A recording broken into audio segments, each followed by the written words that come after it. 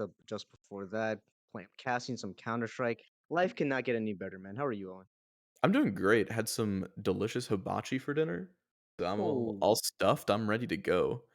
But yeah, we're casting the old maps CSGO event for CSC tonight, which is being run by K House.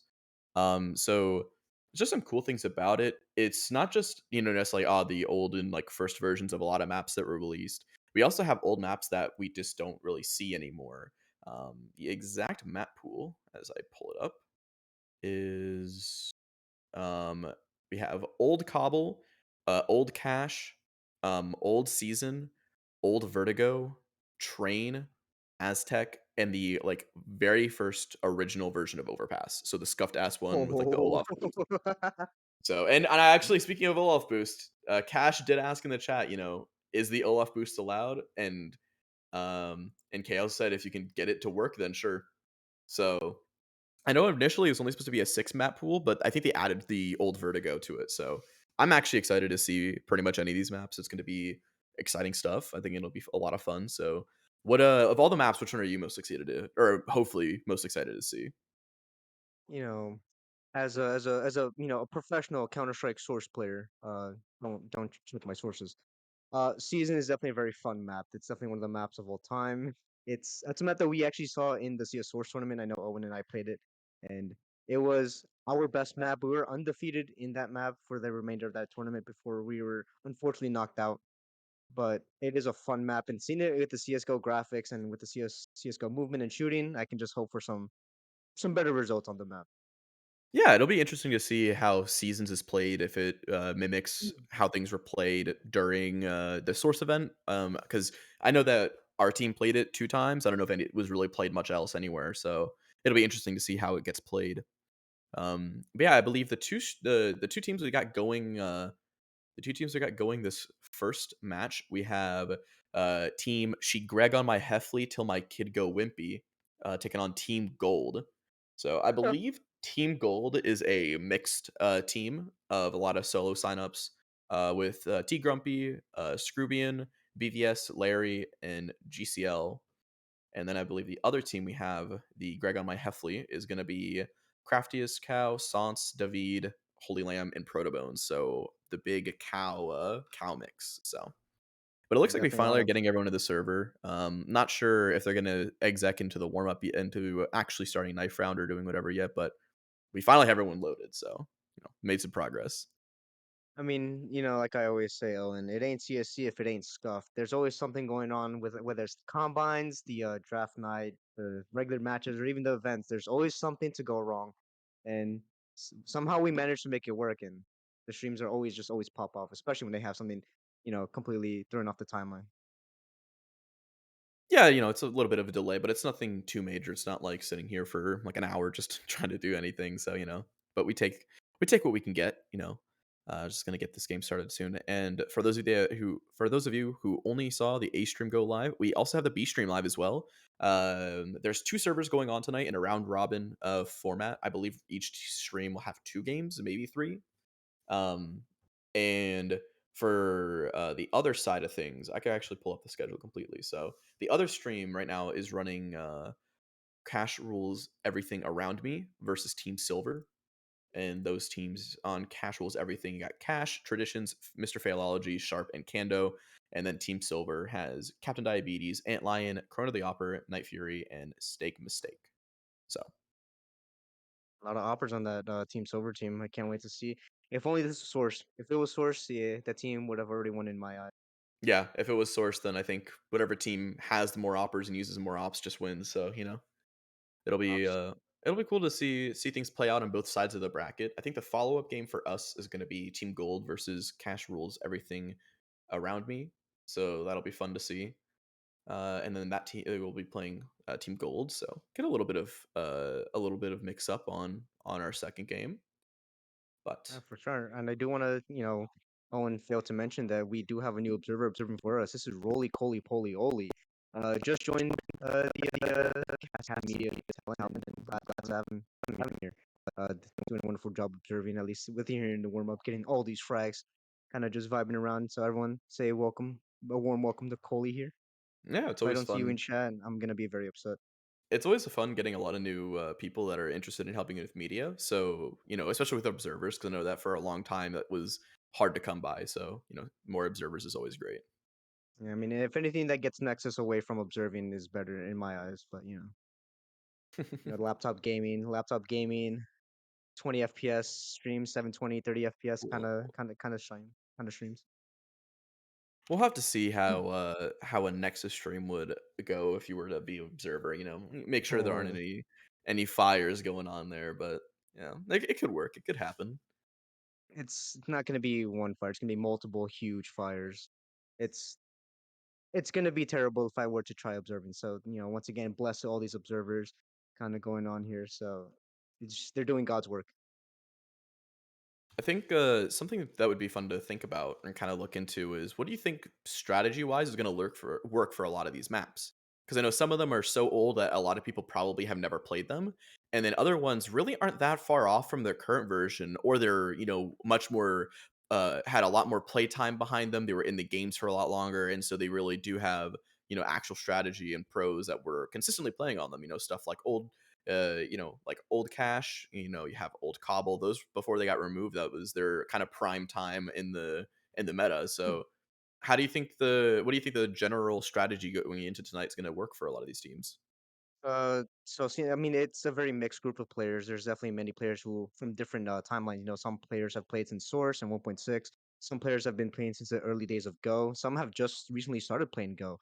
So it's definitely going to be a very mixed bag. And I guess maybe not one team's going to have set, or I guess a good strategy around these particular maps. But going by maps, map by map basis, maps like Old Cobble, Old Cache, and even Train, there have been tried and true tested, you know, I guess ideologies and definitely, tested strats. So it's definitely gonna work out for them. But for the maps like Season, and I guess I'm assuming I'm not sure. I wasn't listening to the map pool, but playing yeah, maps like Season, there's definitely gonna be some more, I guess, of a newbie strategy, kind of like how Anubis was when it was first introduced into the map pool. It was very heavily T sided as there was no real CT setup, and with these new teams not being able to or not understanding the ways season is usually played, how it was back in the days, it's going to be very, I guess, T-sided. So a mixed bag of results and a mixed bag of strategies. So definitely depending by map, but it all in all, I think we're going to see a lot of heavy T rushes.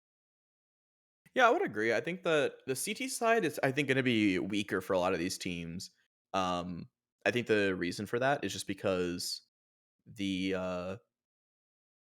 and I think the reason for that is just because a lot of if you do have a lot of rushing tees and sort of just death balling five people towards one site, unless you're wanting to risk it, gamble those five players, going one way and you stack a site, your CT site can fall apart pretty quickly. So, Oh, it most definitely can, and it's also like you mentioned before, just the very issue of gamble stacking, and with the way certain teams will be playing because it is an event.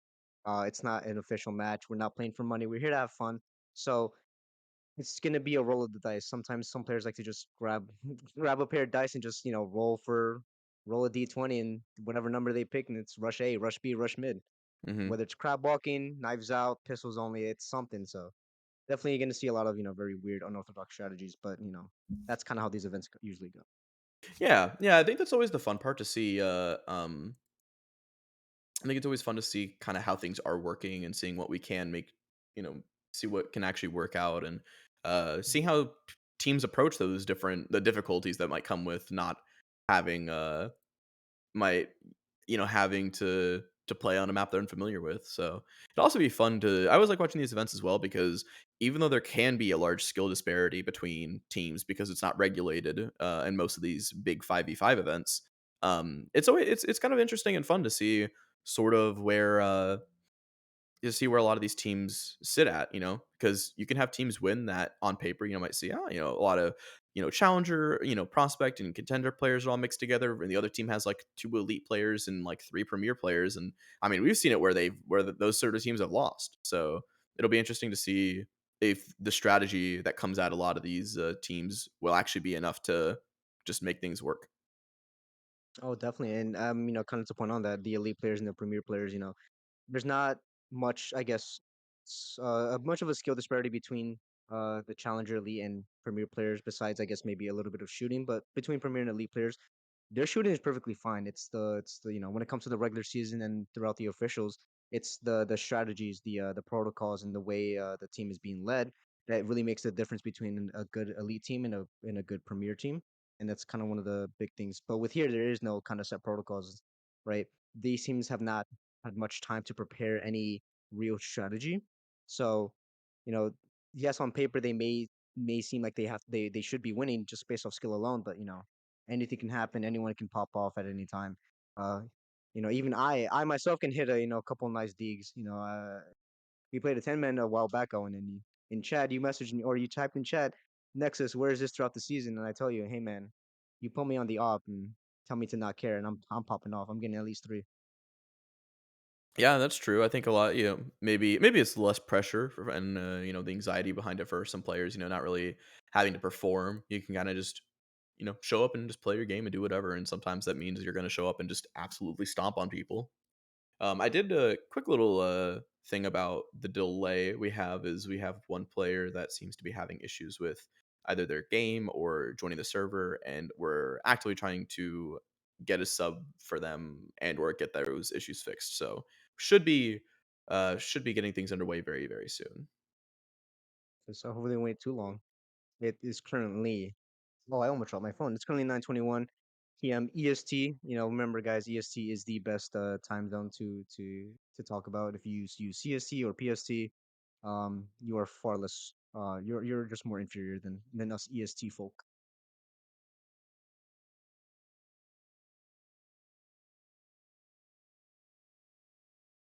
I think looking at the rest of the events, I know that we're probably going to be doing a another wingman probably soon. I don't really know much about when that's going to be happening, but I know we do wingman tournaments about once a month or so. I would imagine that one will be coming up soon.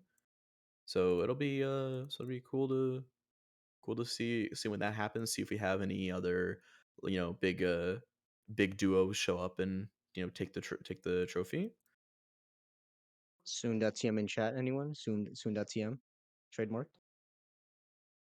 I don't know, Nexus. I think it'd be a lot of pretty hard for your partner to have to, basically be playing a 1v2 all the time, to get you a win in wingman Okay. tournament. Okay. Just Okay. a little bit of jokes, just only jokes. We keep it He nice around says here. he says it's jokes. They hurt deep. They hurt very deep. Look, it is jokes, man. I don't have to tell you, it is jokes. Speaking of jokes, no. The reason why I guess Owen says here it's here to be a hefty carry. I am a dedicated fragger. I uh You I do the am dirty always work. out first. I do the dirty work, and I will gladly go out first for my team to succeed. But if my team doesn't carry me, then it's my fault. It's always my fault. It does actually look like we might be getting that second sub coming in soon because I guess the team actually looks like Team Gold is using the one sub that was kind of on standby, and so it Mhm. looks like Team Greg is looking to get themselves an unofficial sub, if you will. But it looks like things are getting sorted at the moment. Yeah, we do see a couple first time chatters here in chat. The first map should be starting soon. As Owen said, there has been some difficulties from one of the teams. Some of the players weren't able to either join the server or they were having issues with their game. So hopefully that does start soon enough. But yeah, we did get confirmation that there is a sub, an unofficial sub, as Owen said, coming in. So hopefully it doesn't take too much longer. Yep. I see Virus in Yeah. chat as well. That train game. Yes, he knows. He knows.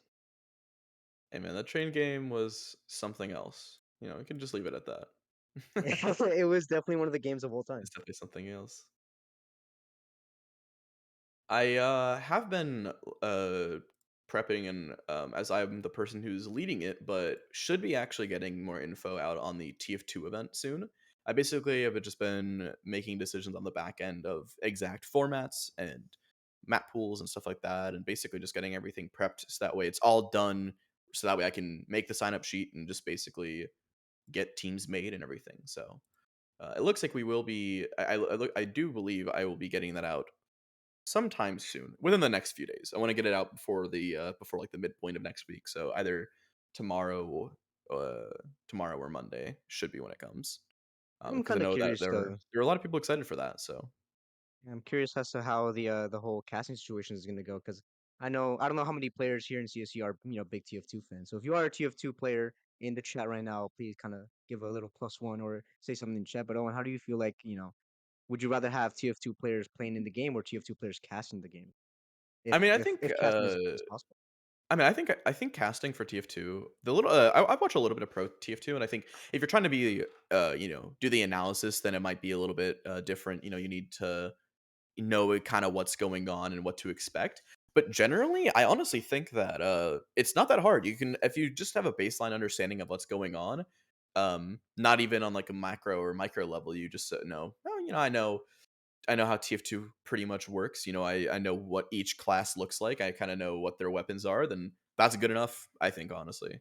I think it'd be fun to get some new casters that have gotten, introduced into the committee and are looking to cast. I think it'd be fun to get them started on something that's not Counter-Strike. I think it'd be pretty fun. So, Oh, for sure, and it helps build up some rapport. I know that's a big factor when it comes to casting. I've been lucky enough to, I guess, mesh really well with a myriad of different casters, and uh, the chemistry isn't always there, but when you get to built up, casting can be just such a great time as we have here. Myself and Owen, both ATL members, the ATL cast, the ATL dream team, as they say. yeah, that's true. We are exactly that dream team. We are representing the franchise. Gotta keep things looking good. It's been a As while Owen since I last here has his casted. suit I on. think I think the last time I casted was either a combine or something like that. It's been a I believe it long, was long playoffs. It might have time. been playoffs for the elite games, either the elite games or the premier challenger finals. One of the two. I know the last time you casted were the playoffs. As I have casted every single match day in combines, and if we did have a B stream, I'm almost positive you were not a part of it, mainly because you were busy doing GM stuff as you are the big Yeah. man in charge of Atlantis. Actually, I think the last time I casted was the season 9 grand finals for Challenger. I didn't remember. I knew I did that, but I couldn't remember if I did anything since then. But I think that was it, and that was back in beginning of December, so about 4 months since then. And it definitely, Or 3 months, 3 months. I could do math. casting Guessing is definitely a skill that you have to keep honing. If you take a small break, you definitely kind of lose your edge. And I know when I came back to casting after the combines, I think it was a couple of days ago or a week ago, excuse me. I was tripping and starting over my words, and it was terrible. But here I am doing it again, still stumbling and tripping over my words. But we're doing a good job. Show must go on. Yeah, and I think that's kind of it for me. I missed casting for a good amount of time. That's always the split. Do you play CSC or do you cast? That's the decision for a lot of people. Um, so having to make that decision, sometimes you miss it, and that's definitely been me for a little bit now. I always like have a good time. I always enjoy getting behind the mic and sitting up for a night just casting. So definitely excited to be back here tonight. I don't think as you put it, I don't think I've really lost my edge or lost my touch. That's just because I talk all the time, and I'm just good at it. Just good at talking. Good at talking. That is definitely one of the, I guess, something to, I guess, note about. Me and Owen, we never stop. We never stop talking, but you know, only one person here is good at doing what they do. I'm not gonna say their name. Yeah, of course, of course. Neptune. I wouldn't want to do the same to the potential other caster around. Ye- But, it looks like Wait a they're minute. actually loading in, and, they're picking teams and about to do the knife round, so I'll probably go ahead and cut over here in a minute. But I guess any final predictions or final thoughts about the game before they really get things underway? I mean, I hope Greg Heffley, Greg on my Heffley team wins. Oh, that's such a That is a pretty lovely funny name. name. That is a pretty funny name. Um, Uh, it, it's definitely one of the names of all times, and the one name that I'm not gonna remember throughout this entire match. But I'm just gonna refer to them as Greg Heffley. Team Greg Heffley here, as we do head into the pistol round of Old Cobble. nope, we got knife round. This We haven't done knife oh round yet. knife Getting round. getting getting ahead of yourself already. Listen, man, I've been sitting in this call for quite some time. I'm ready to see some Counter Strike, but I mean, nothing wrong with a little bit of stabbing in game, in game, in game. Of course, always in game, as always. But Yeah, finally getting this knife round underway. Only 30 minutes late, but you know we're getting the getting getting the event started. And honestly, this is almost exactly what I envisioned, which was the tees sitting around in the tower. That's exactly what I was pretty much picturing whenever I was thinking about how the knife round would go. They're they're waving to each other here, Owen. They're waving. They're excited to see each other like a dog when you arrive home. They're jumping and they're jumping at you, ready to lick your face and wagging their tails. They're real excited for it. My only request is that we've already been waiting 30 minutes. I wish that they would take the time to play rather than make us wait even longer throughout this knife round. But Oh, but they trade damage. I don't know if that was a damage trade or if a CT stabbed their teammate trying to stab the T on the ladder. I really couldn't tell you. I mean, that's a death sentence. I think the CTs have taken less damage, only taken 61 versus the 66 between the other two Ts. I So, know Germs and I casted the other day, and we assumed that the T's were gonna win the knife round because they CTs took a lot of damage, or they took at least 50 points of damage, and it turns out that they ended up losing the knife round. So I am no clue how this will work out because I'm so used to the so I face-off of wonder the if it AKs. really is. I wonder if it really is just based on how many players are alive versus damage done.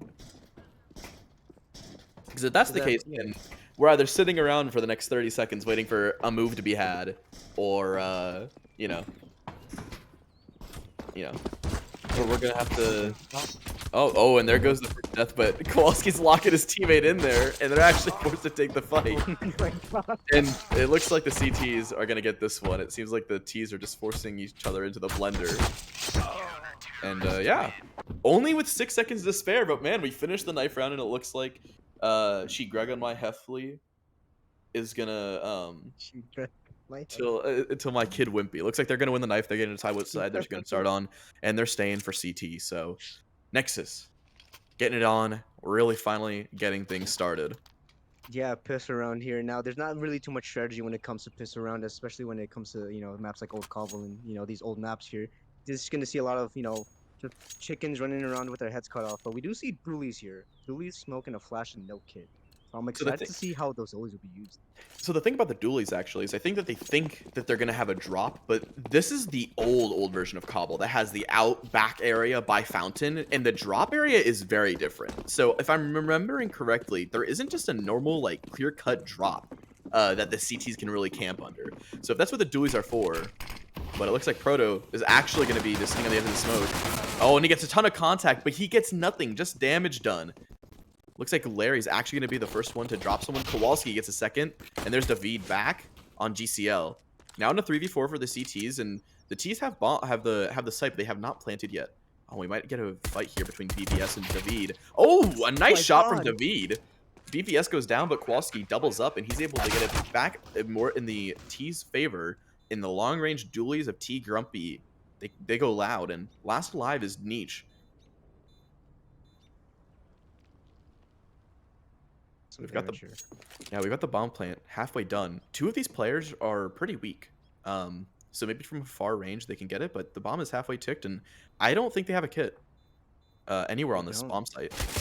Oh yeah, the only real person who have anything besides armor was Protobone there.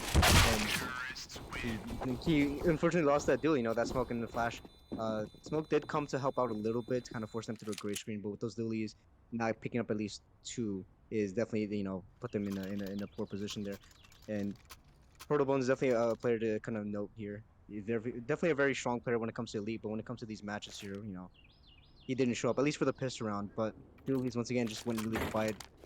They had a lot of potential and just didn't perform. But they are going to be forcing up here. The classic force buy on the second round after losing Pistol. And we do see the cardinal sin of Counter Strike find an AK, two AKs on the second round after winning Pistol. So hopefully it doesn't come hopefully they don't come to regret it. Well, it looks like the only one that's really towards this A site is Holy Lamb. They stacked the rest of the CT stacked towards B, but there was no one else. And I am surprised that Larry almost died. I feel like Holy probably should have died faster. So, that's a lot of damage. Almost a 4v4 back for the CTs, but these Deagles are really gonna have to, speak volumes against these AKs. And this Cardinal Sin is seems to be more of a blessing for these Ts. They're making it work. Already taken out two of those for the AKs. It looks like another AK rings out against Proto Bones, and Larry is going to finish off the last one with their Mac 10. It's going to be a second round for the terrorists. I'm interested to see how like the gun vibes will go. They are opted, they are going to save here. Forcing up that round and not getting the round win does put them into a bit of an eco deficit. But once the guns come out, it's Cobble. It's old Cobble. These ops are going to remain powerful. These long range, if they have an A1S even, yes, A1S did get nerfed, but still, having that bit of that silencer does play a big factor in it. And they are forcing again here. 2 scouts into Zeus. Oh, this Zeus better go hard. I'm hoping to see something fun out of the Zeus. It looks like these Ts are kind of just going one site then the other site, because this time the CTs are stacking towards the A and mid, but there's no one there on the B site, and so the rest of the Ts are just going to be able to walk out and get a free plant. Though Kowalski is alone with an AK, so Kowalski could get run down. It'll be interesting to see if that's the case. Oh, they spot one in the connector. Takes out one. Oh, it does damage on the second. Finishes the spray. Didn't take any damage here, so it's just Craftiest with a scout to take out Kowalski. And it looks like no damage from the back. Oh no! And Kowalski goes in for the knife and takes out Craftiest. Only on round 3. He's on for the ace. That is a 4K. The last one is Holy Lamb. I said Kowalski was in danger being alone, but Kowalski, brings the danger with him. He's the one who was able to take out all of those. Yeah, he is the danger. He takes out all of those CTs. And Bomb is going to go off as well, and looks like Holy Lamb might be left to save this armor and the scout. Does some damage on the T Grumpy, but isn't going to... and actually picks up the AK. And lives. Oh, and he lives. He lives. So that's a little bit of a bonus. They can get util. You don't have to rebuy a weapon. They can just keep the scout, get some util alongside their armor and their scout, and things aren't looking too bad. But the rest of these CTs... Protobones is a little bit different, but everyone else is going to be able to buy it with some rifles and some kits. But I'm interested to see Protobones running around with this PP Bison. I'm excited. I mean, 64 bullets. You have to get at least someone, whether it's close range, long range, something with this PP Bison here. But all these rifles coming out, and yeah, T Grumpy holding for this position. I believe T Grumpy may have, been a part of the node map of Cobble here a while back. I'm not sure when it was. It might have been an event or a 10-man somewhere. In a private server, but I for some reason remember them being on old Cobble and them holding that map or that part of the map here. Yeah, the interesting thing about Cobble is I remember I've played this version of Cobble I think around three to 5 times, and there's a lot of just really like weird boosts all over the place. Like that boost, no one checks for it. Nietzsche actually doubles up. Larry and GCL go down. It wasn't even to the boost. David doesn't even have to show themselves in the boost, but they finally push through and go down. Protobones is going to trade out, and there's trades going back and forth, and Kowalski left in the 1v3 after Nietzsche has really shut down that push. 20 for this push here. Holy Lamb making a lot of noise, and Kowalski hears it. Oh. And they get the kill. Oh, a bit whiff missing on the spray there. But the Glock, and he's get peeked by 3 people. That's Crafty Scout taking him out. That's Kowalski down. That's an AK recovered here. That Scout definitely did play a good part in taking the damage there. And yeah, AK's all around. Or yeah, AK, that was a good round from Nietzsche, taking out 3 there. Initially, I thought that Nietzsche was the one that was boosted on the little platform, but actually it was David, and David showed themselves, got taken out by BVS, traded back, but nothing really happened there. It looked from the side of the T's, it just looked like Nietzsche was playing around that smoke and didn't get shut down at all. Definitely, yeah, and that A1S, if they were getting shot through the smoke, they don't see the tracer bullet, so another for the A1S and Kowalski. Moving towards the middle here, and that's Holy Lamb taking out Kowalski. Yeah, that's a good opener for the CTs. I think that's the first round that they've gotten the first kill, so that's a good start for them. Though BVS trades it back quickly. Holy Lamb goes down in mid, and it puts the CTs in a weird situation where they were split 2 and 2 between sites, but T's going to get one back against Protobones, giving them the advantage in the 4v3 here. Crafty says there's the last one left on this B site, but it still looks like the T's are leaning towards this mid to A play. Interesting to see if T's going to actually drop and commit to this, because they could just go back to mid and fight with the rest of their team. They don't have to commit here. They definitely don't, but there are 2 here on this A side, and they do have a solid crossfire here. Nietzsche, we know how good he can be. Oh, he spots the first. Did he spot the second? No, he dropped off. I don't think he has any idea about the second one. BVS is unknown right now. Niche is a little bit aware of the angle, but not of the player being there. Oh, looks like they're trading some Get bullets spotted. now. But T, this lurk, could end things for Niche, and it does. T Grumpy gets the second of the round, and that's going to open up the A site. But Crafty is back with one back on Larry. Gets a second one. Oh, but no more And bullets. The A1S magazine nerf betrays them, and T Grumpy's going to get the triple in the 1v1 to close out the round for the terrorists, giving them the lead 4-1. It's like Team Gold has gotten off to a good start on this T side. And I think this is a prediction you and I both had, where the T's were gonna, as long as they're just kind of sticking together and taking things to, taking fights, then it's gonna be hard for the CTs on any of these maps to really shut them down.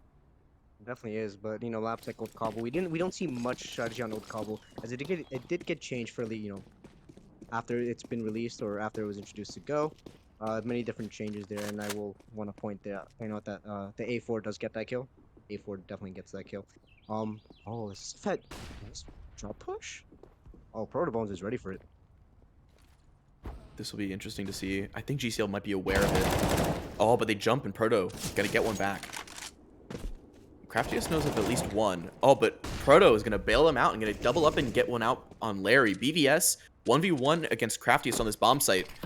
Oh, they're right next to each other. I mean, BBS has to know Craftius is here because of the scopes and the jumping. Have to be ready for this. But But Niche, with the second op, is already rotated over. look at the Oh, flank from Kowalski. that lurk with the op could play a huge role here. He does. Spice a leg. And here's the other. That's what is the no scope. No scope being no scope. And yeah, Kowalski just on top. This is definitely a game where Kowalski is just really taking a hold of things for here. 13-2 so far, 225 ADR after 6 rounds. It's quite the score line, and it does just look like we have a strong start to the T's. I think generally, you could look at these maps and say that, in the current meta and how things are going to be played with, I guess, a lack of a meta, it's going to favor the T's. But something I don't even know about something like Old Cobble, this old Cobble, is I don't know if this map is more CT-sided or T-sided, personally. So I really can't even comment on if this is in the original version of the game, if this was a common, something common to see. I think with the way Source was set up and 1.6 was set up, the ops were very powerful. So it was definitely more CT sided, as his T's have to run into angles and CTs just have to hold him. The ops is very powerful. And as we see here, holding one thing like DCL, once again, holding angles, and a good trade by T Grumpy. But even so, these are the old maps, so none of these players have the meta knowledge that they would if they played Source. So as you see, oh, Kowalski taken out by Niche and T Grumpy. Niche on the trade, and Proto Bones onto T Grumpy. Just trades coming out. We're actually down to the 2v2 for the CTs. Only a scout and a mag 7. But the scout tags up BBS. That's some damage. Larry, up on site, actually goes down to the pistol. Proto Bones gets the triple. A quick little 1-2 punch to finish off the round from the USP and the scout. What a finisher. That is a second round for the CTs and going to break the streak of the Ts, get themselves back into this game, and going to give them a shot here to maybe put up some numbers here. Definitely, and just kind of finish my point earlier. Having the T's or having no real meta knowledge of the map kind of makes it easier for the T's to kind of rush, which is why I kind of compared it to the introduction of Anubis, right? No real CT setups means no real way to counter any T aggression, and we're seeing that here, more often than not, but not out of the play or some great individual plays by the counter terrorists here by Team Greg Heflin and Tech9's all around with a hero account to DBS, and oh, these guys. Yeah, I mean, Holy Lamb, the rifle gets one, but the Tech 9s from Kowalski specifically is going to fire right back and get 2. And T Grumpy blind gets out a shot on a Niche. It's a 2v3 in favor of the terrorist. And GCL, a banging headshot right on a Proto Bones, and Craftiest with the Nova is now in a 1v3 against a few Deagles and a rifle. This is going to be a tough one. They can grab the M4 from their teammate's body here. Oh, but another smoking headshot from GCL. And yet again, it doesn't matter what weapons they have, the terrorists. It feels like they just are always on the front end. They're keeping the CTs on the back foot, and they just take one back on a Deagle force. They definitely do, and just some great shots there by GCL. That hero AK, I didn't think really paid that much into it. I turned around for half a second, and I come back, it's a 2v4, 2v3, and I can't comprehend. But we do see a Negev here. A Negev on old Cobble. This is some 1.6 meta.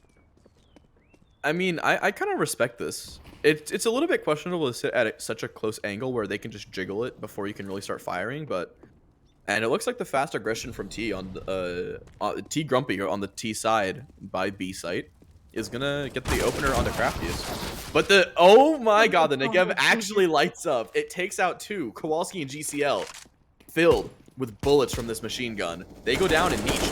Gonna recover an AK, but traded back by Larry. Oh man, that Negev spray, that's got to be intimidating. They just know that long is completely shut off. They really can't do anything. And all while this is going on, Holy Lamb is still getting more kills, and so is Proto Bones. Larry's two teammates go down. David finally falls to Larry, but Larry in the 1v3 gonna need a 4K to clutch things up. He spots one. Gets to come to Holy Lamb. That's a nice Protobone's low on shot. HP. That's the only rifle. Protobones is trying to go back to long to grab the Negev or an AK here. Oh, but Larry pulls out the knife. They're not ready for each other. And Protobones is going to clutch it up in the 1v1 on the Deagle. Both so low. Such a close round, but the CTs, they go back with a force of their own. 3-6 now. Keeping the scoreline relatively close. Just very close indeed, and just off the back once again, off of some great individual plays here. This is what solidifies any good CT-sided round for a map where there is no real structure and real like meta basis that these players have. Like I said, I mentioned before, some of these players have been playing since the early days of Go and even 1.6 in Source. So they definitely don't understand this version of Cobble, but they definitely know that there's something, they know something about this map that at least I myself don't know much about. And we've seen these Deagles before, especially from GCL. And he hit some more nice shots, or are we going to see the counter-terrorists bring up second round in a row? What a nade. I mean, this is the round. This is the first round in a while where the CTs have stacked 3 towards the B site, but man, that read has got to be perfect. A quick B rush that's stopped by a Molly. It's able to slow them down a bit, but Kowalski is gonna get the opener And there's the second one from Kowalski with the rifle, passing some rifles to their teammates, and now they have honestly boxed in the CTs. Protobones is gonna get one. T Grumpy is gonna get one back, but all the feed lights up. 2 from Craftiest and 2 from Niche. That eco is dealt with quickly. I thought Kowalski and T Grumpy, they got some kills, they were making things scary, but quick little, pairing from those two. They're going to close out the round, and finally, they're not going to get broken. They're going to be able to get a little bit of a buy-in here and not have to completely buy in on bad weapons on a force. So they're finally going to put the terrorists into a bit of a full eco where they're actually going to have to save here. Definitely, and remember, this is Counter-Strike Global Offensive, so the economy is still the same as it were on any official matches. So it doesn't completely reset the economy, but it definitely does put a strain, if you lose more than those 2 key players. And so these second can definitely get some work that they do some damage, and just 4 of them ping out, and Crafty's Cow gets 1, and that's 2 for team Silver. And that's a bit questionable because I think Protobones was trying to run away with their knife out instead of turning and fighting with Holy Lamb. And that's why 2 of them went down to Tech 9s. Now, David triples up and going to put things back into contention, but BVS and the 2 on the op, quick shots, quick round. It's done and over, and terrorists, they're back in it. They don't need money, it seems like. They can do it with any weapon, and they prove that here. I mean, they definitely don't need any money, and once again, going back to that fundamental of on T-side maps that, you don't really know much about, just rushing works. Rushing, rushing any port of map control together as a unit. They can't stop all of you at once unless they hit the most insane spray down, but even then, it's definitely going to be very difficult. Controlling the spray, taming the beast, as they say, is definitely a hard task to endure. But they are relegated, once again, to a low, pistol by an BVS. It's kind of funny that It's kind of funny that they go into the tower and it actually works out. They're able to get an op kill on a Holy Lamb, trying to go up into the little, I don't even know what to call that. Maybe call it heaven there, but Kowalski's also going to get one on the AK, but the P250 vests it. But that's a play from Craftiest. That's a quick rotate over, and they're actually in a 2v2. Make that a 1v2. Oh, missed shot from BVS. Craftiest, you need to get this killed. If you can get this killed, then things are interesting, but GCL is going to be able to make it over to rescue BVS and is going to shut out the round, and terrorists, they're going to win out the half at the minimum here. They have 8, but they still can make it even worse. They're full saving on the side of Greg. Team Greg, they're going to get the full save on their CT side, hopefully to buy back in on the next. But, that being said, it's a bit worrying that you're losing a lot of rounds on your CT side. Now, like I said, this could just be a very T-sided event with how maps are working and just very T-sided map as is. But it's always a little bit concerning when your defense isn't holding up very well. Especially on a map that is notoriously CT sided. I know regular old Cobble, the one that got updated after this, was definitely very CT sided, and yeah, I believe this map also source was definitely very CT sided. But things have changed. The meta changed, weapons changed, and different things come out. These players have new tricks, so they're Oh. very, very smart. So I they think get good Kowalski boosts. knows about it, but David, oh no! I think David should have let him pass to see how many he could get, but they actually checked it again. The AKs ring out. Nothing's getting done. That's a few kills from T Grumpy. Kowalski and GCL each light up with their own, and Holy Lamb on the scout only going to get a tag, and Kowalski's going to finish it out. And that's 5 alive for the T's. 9 rounds. Only 2 left in this half. Now, it looks like things are probably going to have to be another pistol buy, or it looks like they're actually going to force They're back in on the forcing side of by the here. CT. So that's interesting. I mean, if they don't win this round, they're going to be broke for the last. So we'll have to see what happens. But once again, it isn't a community event, so no real pressure here. They're just here to have fun, and they're going with the typical Navi shot of force by every round. Hopefully, one day someone, or at least one round, someone will pop off here, and we do see an XM. I'm hoping they run into the shredder that is the. Yeah, I would. I wonder if the current terrorists, if Team Gold is going to be trying anything funky on the CT side, because it looks like Team Greg didn't really do much. They seem to really just be playing in as default heavy as you can be, but I'm wondering to see if there's going to be anything kind of funky going on in the second half. Some damage, but BVS is going to equalize things. David actually ended up getting an opener onto Kowalski with an XM, but this is such a rad Did angle you from see that? Crafty. Is Did you oh see that? They shot the AWP to make sure that T Grumpy wasn't hurt when they dropped. Now they have a clear advantage. oh yeah, I didn't pay attention to that, but Ooh, Craftiest Cow Crafty! has the round in their hands. There's one. There's two. There's the third. David assists for the last one. But man, that whole push from the T's is shut out. GCL is now left in the 1v4. This force buy really worked out. GCL actually drops the op with a quick headshot. No damage from the nade. But these CTs, they've got to be hold up so well. Oh, and GCL doesn't finish the kill. David with a triple kill. One from the XM. Two from the XM, actually. One from the rifle. A little bit of help from Craftiest on that lurk on the site. And at least 5 here for the counter terrorists. And with that, they're actually going to be able to continue buying back in and have some rifles. They're not relegated to all SMGs or pistols. They can get their util, get their kits, have some guns, and still could be a full buy from the side of the terrorists with the kind of economy they've been running. But I think it's going to be I think it might be a 9-6 half here. 100%. Yeah. Just normally in the regular season, in the season and in an official, you have to go for a save there, and you want to get as many rifles as you can. 'Cause that is a very risky play to run in an official. But once again, it's in the community event. They're here to have fun. They're here to just play some good Counter Strike. And we've seen it here. Crafty's Cow, that insane trigger discipline. David, it's a great triple kill with the double with the XM, and GCL kind of trying to claw that 1v4 back into it. So great Yeah, Counter Strike being played overall. yeah, it's been good so far. Seeing some shots that are being hit, and some of the strategies are really interesting. Honestly, some of these angles are so ratty that I don't think anyone's really ready for them. There are 2 players up long, and it looks like T Grumpy doesn't even know about it. He walked right past him. One's gonna get cleared by Larry, but the XM swings out and only gets one. GCL's no scope. Gonna trade it back. T Grumpy onto A site. Nietzsche goes down, and that's a 2v4 for the CTs to make this half closer. But make that a 1v4. BVS, ball blind, is going to spam out Protobones. The op gets one and goes down. T Grumpy doubles up on the last round of this half and is going to close it. 10-5 here for Team Gold. Just look at the scoreline by Kowalski though, 21 and 10. Just insane. An absolutely insane player. And then T Grumpy, slowly behind there, 17 and 9 on his own. And the ADR just insane between these 2 players. And I do want to note that I do believe the Team Silver has an inherent advantage for the CT side, right? They played T side very, very well. And they got a hold of these nice ratty angles, and they have these different nuances, these different ways of attacking these sites.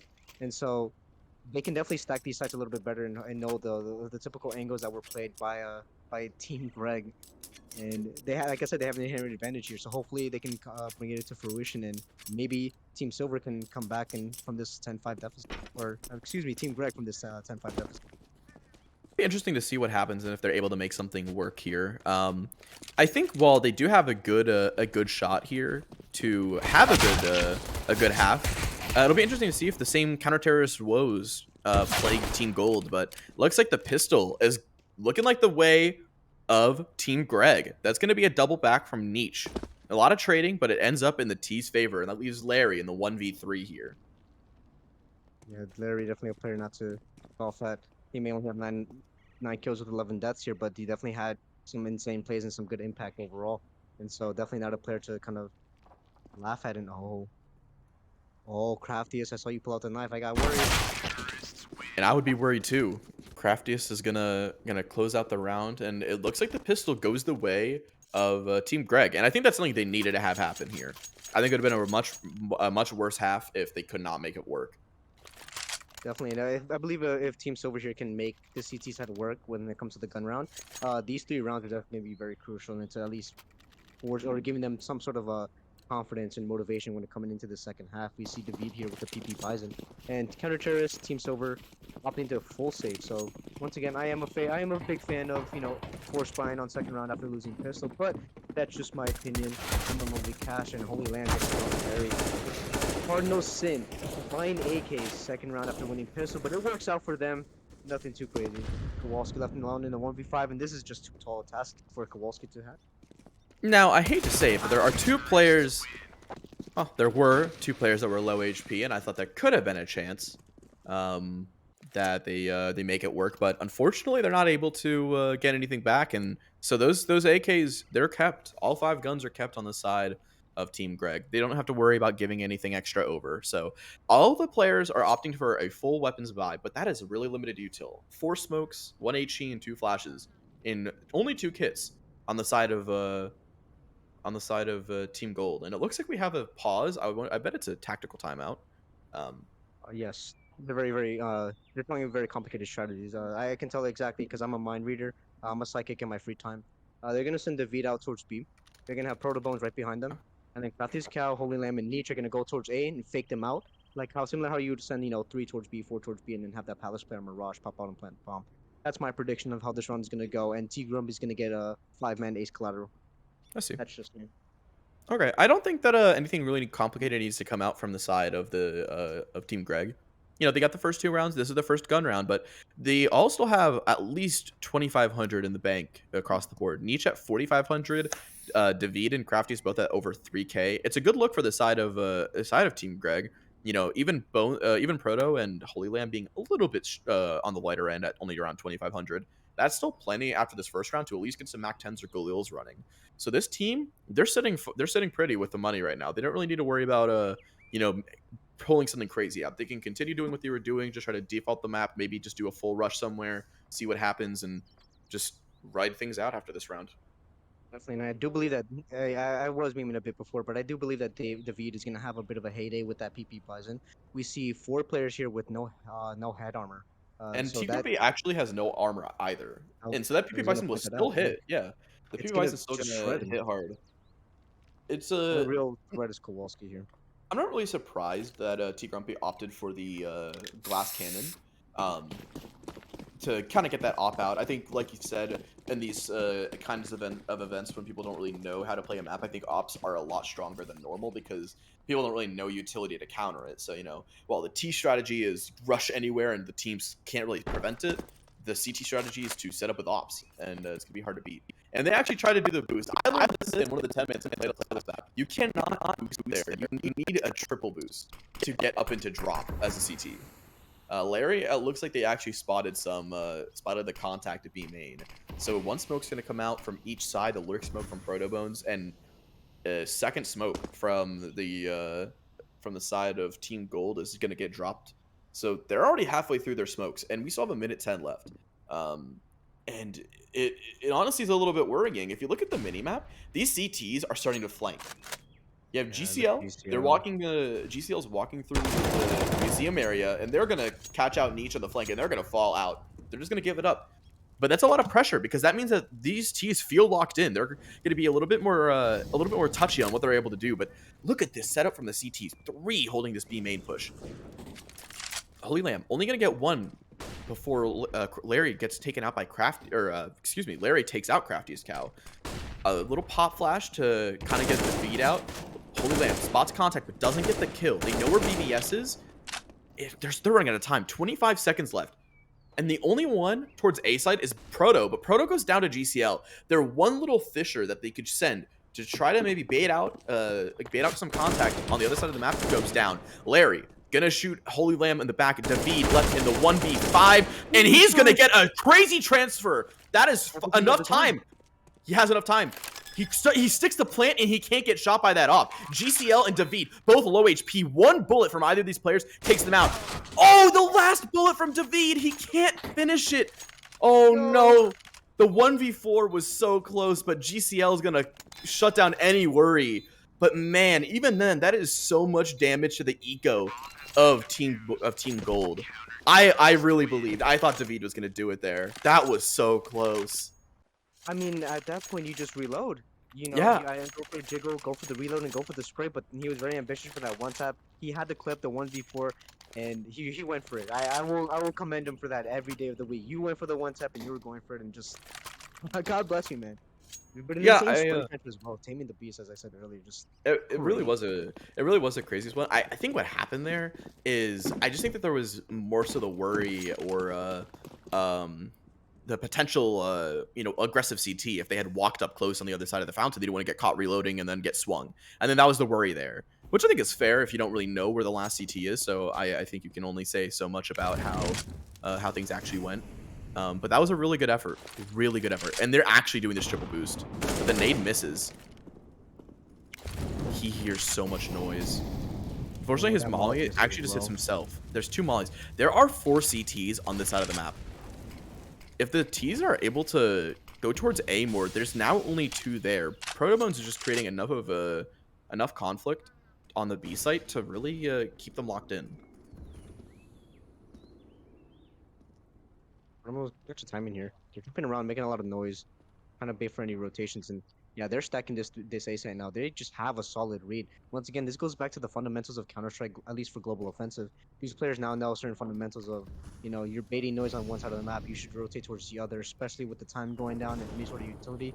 It's here. So while it might be an inherent advantage of the map meta, the fundamentals are still there. And Protobones kind of taking them out. GCL trade, and oh, Holy Lamb spots one jumping in. Oh, Dave defeat onto GCL. Trades coming out from both sides here.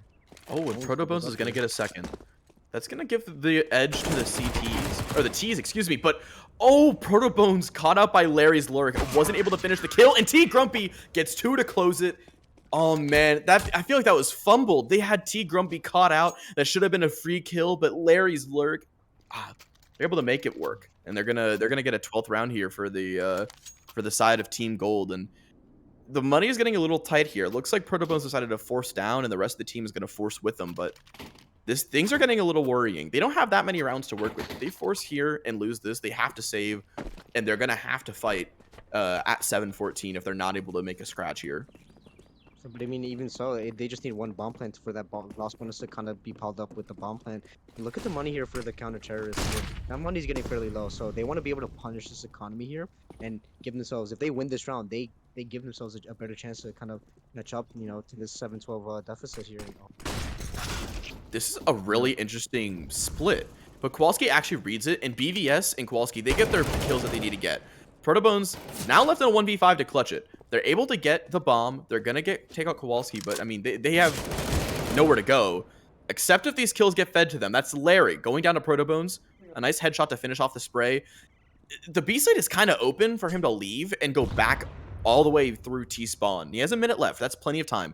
T-Grumpy aware. Oh, but he loses that duel. And that's Larry. Going to get another. He tags up GCL. He's going to drop the molly, but BBS is quick on the rotate. Oh, man. I don't know about these angles. Oh, and he barely makes it out. I don't know if BBS is ready. And he is. I don't think Protobones knew where to pre-aim, but that's a good effort. That's 3 guns down. It just stinks that they've won 3 in a row now where that money economy is still getting built up. These players, while not having a lot in the bank, if they do finally lose, they still have plenty to get full guns to everybody and all the util they need. You know, they are the force here again, and once again, that economy trying to punish them. It's I guess it's a mix of both, right? They're just trying to have fun, get play these rounds out, and practice with the AK Galil, and just kind of go for some nice one digs. But being able to punish the economy, I guess, is a nice byproduct from these force buys. And we see Kowalski quiet in this second half, but other players popping up here. See Grumpy being one of them. Just was 17 at the half and is now at 24. With some great overall plays here. Oh, and it looks like a little bit of util. The team flash from Protobones. And Protobones actually is going to double up. They take out Larry and T Grumpy. Kowalski trades back 3v3 with an op. There's only one AK in the hands of a terrorist right now. Some shots ring out from the two ops that are coming from CT, but nothing happens. They don't get any of those kills. Instead, they're taking damage. GCL is weak, but Holy Lamb, a little bit of a jump scare there. Maybe jumped out of their fur coat, but now they're back onto the site. BVS gets the second, and that puts Holy Lamb in the 1v3 to clutch. Knows about one op, takes out the first. GCL goes down. Knows about Kowalski, and he knows about BVS, but BVS quicker on the trigger, and they're gonna end the round there. Gonna get the 14th for the team gold, and that's exactly what I was saying. The scoreline's a little bit worrying. 7-14. They get bomb plant, and they keep forcing in. They keep spending a lot of their money, but they get the bomb plant, and so that's gonna be enough to hopefully get them another buy, and it looks like it will be. David might have to opt for something like a Mac 10 or a Galil instead of a full AK and utility, or they can just go for the AK with the Kevlar helmet and no utility. But we'll have to see what happens. It feels like a lot of these rounds are getting close. I don't know about you. They are. They're definitely very close. Coming down to the 1v1, 2v1s, and not a lot invested in that round from a couple of these players. Only like maybe a P250 or a Deagle, and no real armor or utility around it. So while getting the bomb plant down and the loss bonus being built up here, some of these players definitely should have more money to work with. And those that don't, I guess, decide to fully force. And T Grumpy, an aggressive opera as always, pushing up the mid. That Molly is gonna spread. So Crafty doesn't really get a whole lot done. But some smokes and some flashes. Protobones is taking these duels. He's just going through.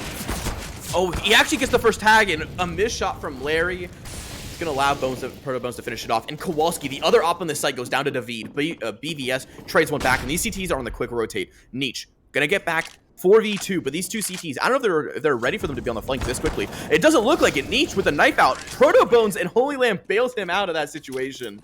Quick little, series of events there. But they finally get one back. Team Greg, they're gonna get their 8th round and gonna put the side of the counter terrorist on the back foot. That economy game they've been playing this whole time, where they're running low on money after each round, but they were able to keep buying back in. Now they have nothing. No loss bonus, no guns. They're gonna have to opt for a Deagle Force.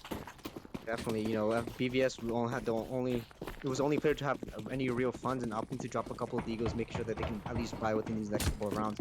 And they have a lot of rounds to work with. They are not at 15, so overtime is not looming, but definitely they have some rounds to work with to get this economy back on track. And once again, these T's, just 5 men pushing it, it works wonders, right? Being able to trade out easily is definitely what won them that round. And like you mentioned before, that economy game that they've been playing, it's just been a big game of chicken, making sure that someone was on the back foot of something, right? Whether it's losing the game or potentially losing a bunch of rounds in a row due to economy. And bomb plant is down, and the 5v5. Yeah, I'm a bit of a weird, what do they like to call it, the unicorn rounds? Because so far no one has died, but the timing is crazy, and Nietzsche turns back just in time.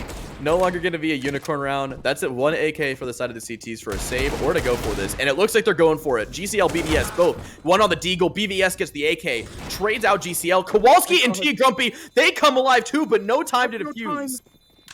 I mean, that's going to hurt the economy. The bomb plant's going to be nice. Going to keep them alive for this round, but I mean, that's going to be a nice little bonus. They're going to pick up an AK and an op. So that's going to help them. They're able to buy back in and force this round.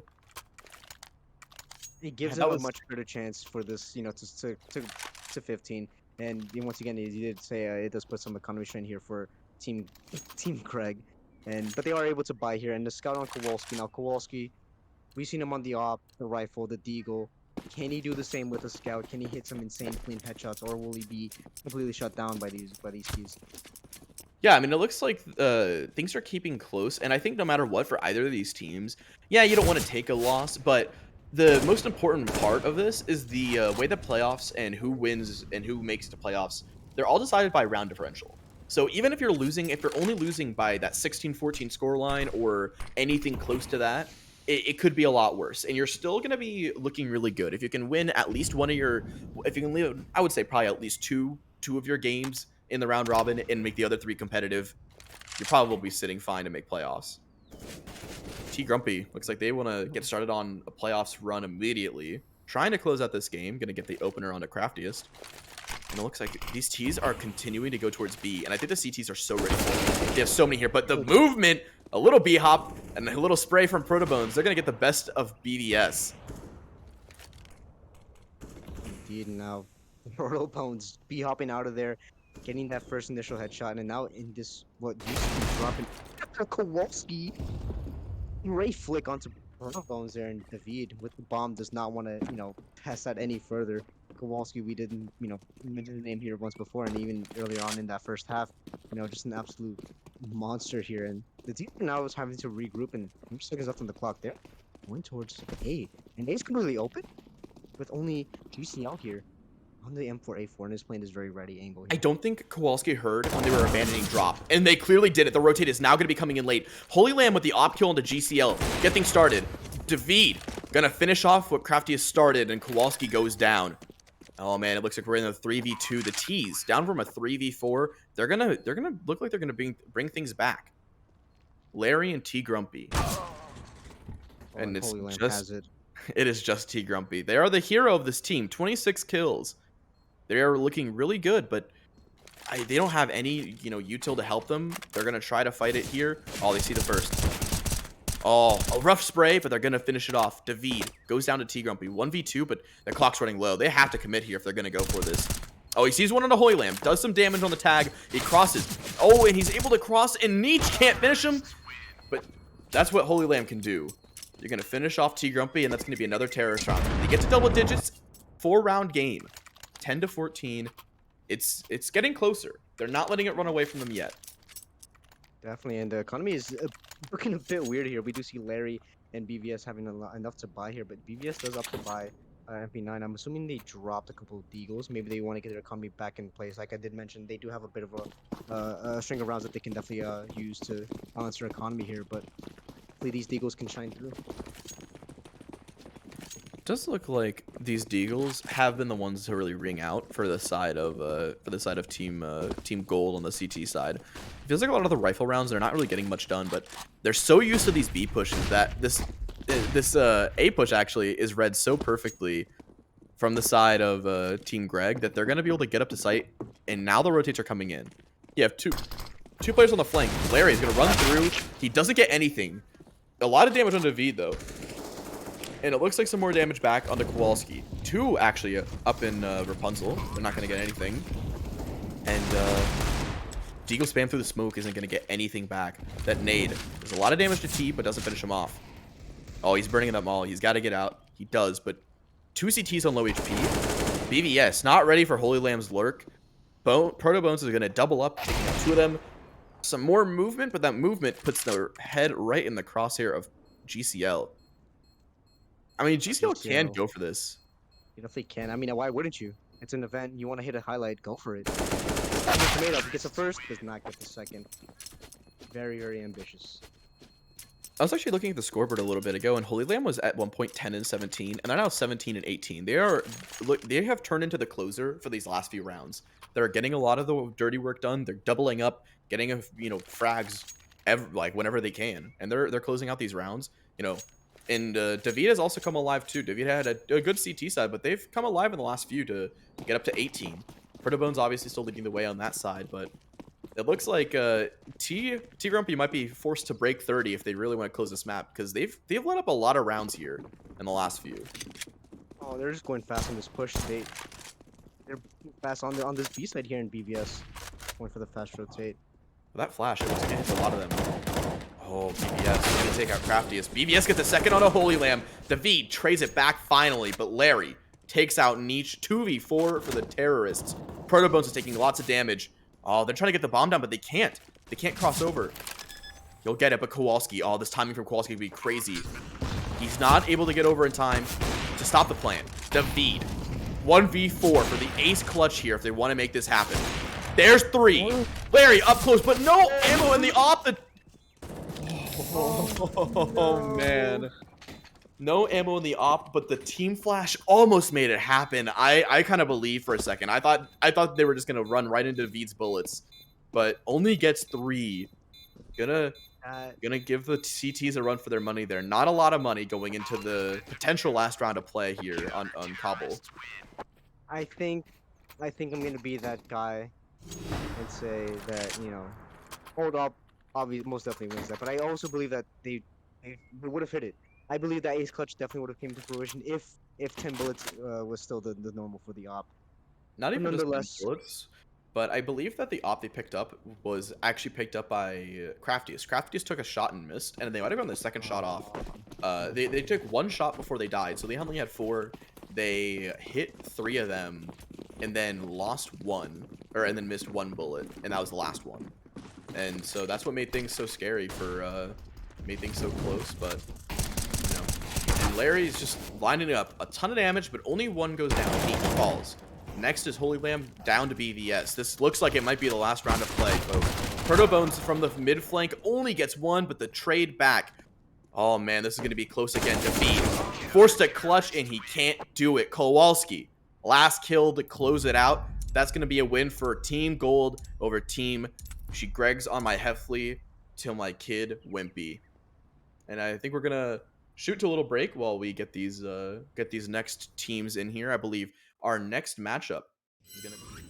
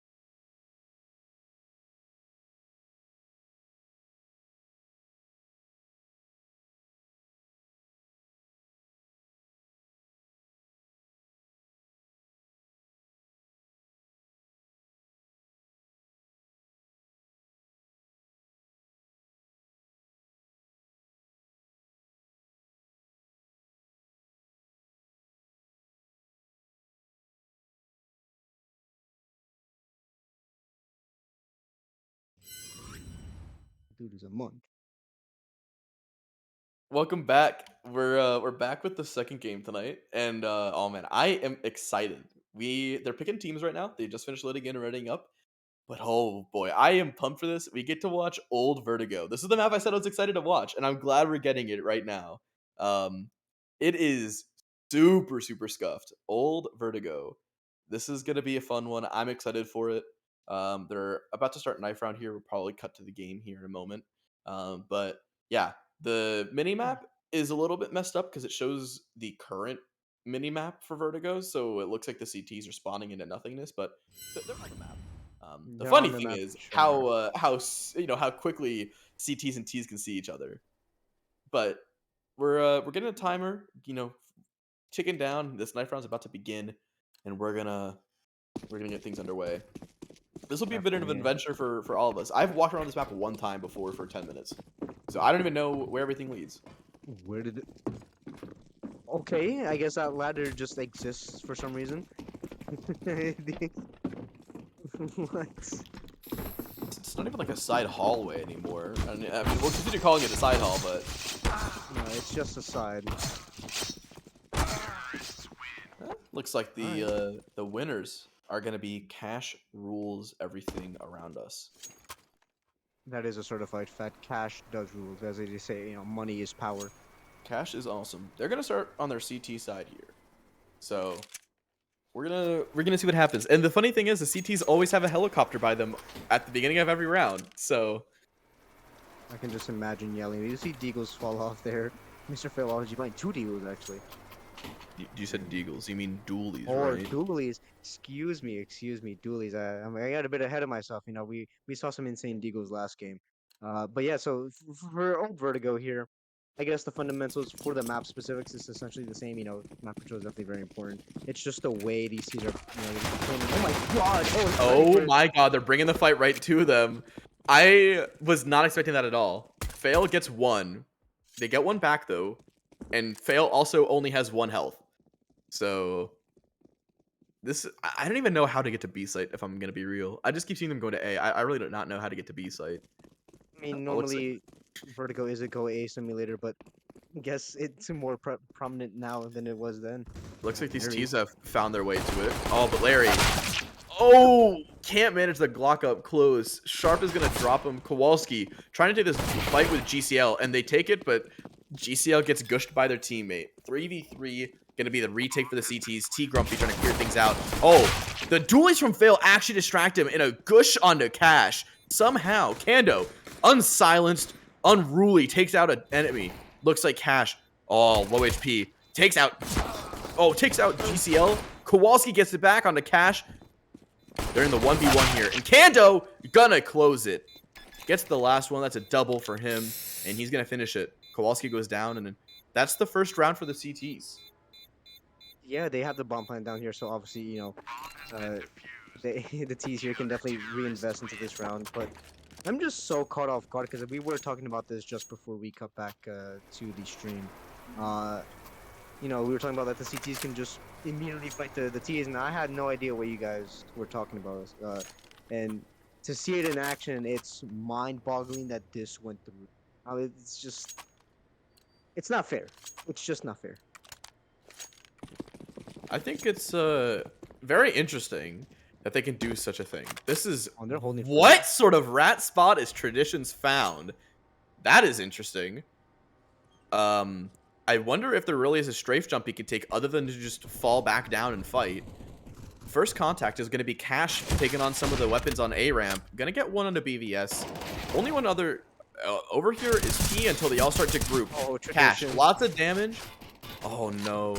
Yeah, lots of damage, but no one's dying here. Cash, basically by himself, except for when Fail lights up the kill feed with two of his own. Make it a third. Putting it back into a 1v1. Sharp is actually going to be just in a 1v1 somehow. I didn't think that the fights would trade out like that, but I actually think Sharp is on the A site. I don't know exactly where it is, but I think, yeah, Sharp is on the A site. So Sharp can just stay here. If GCL wants to commit to A, they have to come to Sharp. Oh, but this timing is Oh, really close. I don't know if GCL saw Sharp. Oh, it looks like he didn't. He has no idea. Oh, and look, Sharp has a headshot angle, and that's a headshot right into GCL. Second round, kind of messy. A lot of guns dying on the side of Team Cash, but they're gonna make things work. Definitely, and just gonna note they were holding for that boost or that drop up there for what we saw in the earlier pistol round. You know, they immediately dropped into T spawn and got at least one kill, and they were holding for it, so they were ready for it. They now know that it is a play that they have. So maybe they brought it out a bit too early, and I do want to point out that maybe traditions and some of these players here. Or this entire team has practiced this map before, and oh my god, this is philology deep into Traditions traditions. again dying. But fails P90, lights up. He's going to take 2, does a lot of damage to T. And GCL, last one left. Kando, Famas is going to make it work taking out T Grumpy. And I don't know if they know where GCL is. I don't know if they know that they have the bomb, but Kando's going to cross bridge and go back over towards A site up this ramp. And I think that was Sharp that's over towards the B site. And GCL went down the ladder, grabbed the bomb, and yet again left in a 1vx clutch here. Sharp is checking the porta potties, making sure that no one is taking a little bit of a break in the middle of a round here. GCL also seems to be kind of just following the steps of Kando from earlier in the round, and they hear that. Oh, they definitely do now. Kando, oh, got it. They did. Kando taking out GCL, and that his name was just recover. There it is, and it just feels like I'm watching as if it's 2012 again. Counter-Strike Global Offensive has just come out, and we're seeing P90s from from I believe is the plural. Tech Nines, Deagles, just the whole shebang coming out here within the 2023 CSGO Old Maps event here, and 3-0 for Team Cash, and rifles all around. I'm not seeing any orthodox guns, and they once again are holding for that spawn push, and they're ready for it. Yep, Oh, traditions gets taken out again. this is quite the scoreline for Traditions. -2 and 4 to start off this game. It's definitely going a certain way for him. I think he's just having bad luck with the trying to strafe down. But it looks like they finally made their way to mid on the upper site, and Jesus, this is so open. Larry is taking the front point and is not gonna get one. Yeah, Cash and Kanto take a little bit of damage, but they're finished off Sharp with the AK. Spraying on the site, only gets BVS. Kowalski trades it back, 3v3 yet again. Kowalski swings out, Kando goes down quickly. 2v3, and oh! Cash doesn't get anything. GCL is gonna bail Kowalski out. And now it's a 1v3 for Fail. If Fail wants to commit to this, they don't have a kit. They also don't have a head. T Grumpy with a nice shot. Gonna take out Fail, and that's the first round for the side of Team Gold. Yeah, and that pushing into T spawn there immediately off the round is definitely a punish pick there. And traditions, not only are they not having any real impact within these rounds, they are -2 kills and 4 deaths, but they're also like not having. They're losing money now. Even with the lost bonus being built up, any kills that they get, they're losing $300 per death that they have, or per suicide, if I do say. And it's affecting them negatively. And BVS onto traditions, clean headshot. This is your average eco round. Not Yeah. an eco round, excuse me. It's a buy. Armored, Famai, Beagles. It's 2012, Owen. It's 2012 all over. Well, Sharp only has 2 deaths. I think Sharp only died on pistol and then the last round. So for 2 rounds in a row, Sharp was able to keep a gun and full util and armor. So they just didn't have to buy in. They were able to use whatever gun they had. So for them, they were able to keep it going, and so they were able to buy this Famas armor without a big issue. Now Famas is actually going to do some work. He's going to drop 2 without taking that much damage. So Sharp gets 2 here. Oh, and Cash is close on Larry. Larry spams around the corner, doesn't take any damage for that.